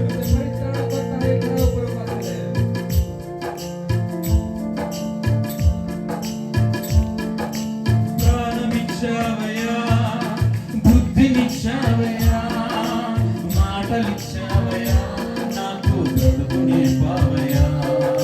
ప్రాణమిచ్చావయ్యా, బుద్ధినిచ్చావయ్యా, మాటలిచ్చావయ్యా, నాకు బ్రతుకు నేర్పావయ్యా. ఎన్ని ఇచ్చినా నిన్నే నేను గణపరచానా, నిన్నే ఎదిరించానా. ఎన్ని ఇచ్చినా నిన్నే నేను గణపరచానా, నిన్నే ఎదిరించానా. ఇప్పటికైనా నీ కోసం నే కష్టపడతానయ్యా, ఇప్పటికైనా నీ కోసం నే కష్టపడతానయ్యా. నాకున్నవన్నీ నీ కొరకే వాడనిస్తానయ్యా, నాకున్నవన్నీ నీ కొరకే వాడనిస్తానయ్యా. ఏం చేస్తానయ్యా నీ కోసం నా బ్రతుకునిచ్చావని, ఏ మోసానయ్యా నీ కోసం నీవు నన్ను చూచావని. ఒక్కరినైనా, ఒక ఆత్మనైనా రక్షించానా, నీకై వెలిగించానా. ఒక్కరినైనా, ఒక ఆత్మనైనా రక్షించానా, నీకై వెలిగించానా. ఇప్పటికైనా నీ కోసం నే కష్టపడతానయ్యా, ఇప్పటికైనా నీ కోసం నే కష్టపడతానయ్యా. నాకున్నవన్నీ నీ కొరకై వాడనిస్తానయ్యా, నాకున్నవన్నీ నీ కొరకై వాడనిస్తానయ్యా. ఇప్పటికైనా నీ కోసం నే కష్టపడతానయ్యా, ఇప్పటికైనా నీ కోసం నే కష్టపడతానయ్యా. నాకున్నవన్నీ నీ పనికై వాడనిస్తానయ్యా, నాకున్నవన్నీ నీ పనికై వాడనిస్తానయ్యా, నాకున్నవన్నీ నీ పనికై వాడనిస్తానయ్యా, నాకున్నవన్నీ నీ పనికై వాడనిస్తానయ్యా. ప్రార్థన చేసుకుందాం, అలాగే ప్రార్థన అవుతాం. అందరూ ప్రార్థనలోకి వెళ్దాం. ప్రార్థన అందరూ ప్రార్థనలోకి వెళ్దాం. ସକ୍ଷମ ప్రార్థించాలి, ప్రార్థించాలి. ଆସନ୍ତୁ ଆମେ ଏହି ସମୟରେ ପ୍ରାର୍ଥନା କରିବା। ଜୀବିତ ଦୟାଳୁ ଅନୁଗ୍ରହକାରୀ ପିତା, ପ୍ରଭୁ ତମ ନାମକୁ ଧନ୍ୟବାଦ କରୁଅଛୁ। ପ୍ରଭୁ ଏହି 3 ଦିନ ଧରି ଆମ୍ଭମାନଙ୍କୁ ତମେ ସହବର୍ତ୍ତୀ ରହି ପ୍ରଭୁ ତମରି ଦାସଙ୍କ ମୁଖ ଦେଇ ପ୍ରଭୁ ତମ ବାକ୍ୟ ଜଗେଇଥିବାରୁ ପ୍ରଭୁ ଧନ୍ୟବାଦ କରୁଅଛୁ। ଏ ବାକ୍ୟ ଯେପରି ଆମ୍ଭ ହୃଦୟ ମଧ୍ୟରେ ସଞ୍ଚୟ କରି ଆମର ଆତ୍ମିକ ଜୀବନରେ ଯେପରି ବର୍ଦ୍ଧିଷ୍ଠ ହେଇପାରିବ ସେ ଅନୁଗ୍ରହ କୃପା କର ପ୍ରଭୁ। ଆସିଥିବା ପ୍ରତ୍ୟେକ ଜଣକୁ ତମେ ବହୁଳ ରୂପେ ଅନୁଗ୍ରହ କର, କୃପା କର ପ୍ରଭୁ। ପ୍ରଭୁ ଆନ୍ଧ୍ରପ୍ରଦେଶରେ ଆସିଥିବା ତମରି ଦାସଙ୍କୁ ମଧ୍ୟ ବହୁଳ ରୂପେ ଅନୁଗ୍ରହ କର, କୃପା କର ବୋଲି ମାଗୁଅଛୁ। ପ୍ରଭୁ ତମରି ସେବା କାର୍ଯ୍ୟ କରୁଥିବା ତାଙ୍କୁ ମଧ୍ୟ ତମେ ସହବର୍ତ୍ତୀ ରହ ପ୍ରଭୁ। ପ୍ରଭୁ ତାଙ୍କର ସେବା କାର୍ଯ୍ୟରେ ଆହୁରି ପ୍ରଭୁ ଉନ୍ନତ ଭାବେ ତମେ ତାଙ୍କୁ ବ୍ୟବହାର କର ବୋଲି ମାଗୁଅଛୁ। ପ୍ରଭୁ ଏ ସମୟରେ ପ୍ରାର୍ଥନା କରୁଅଛୁ। ପ୍ରଭୁ ତମରି ଦାସ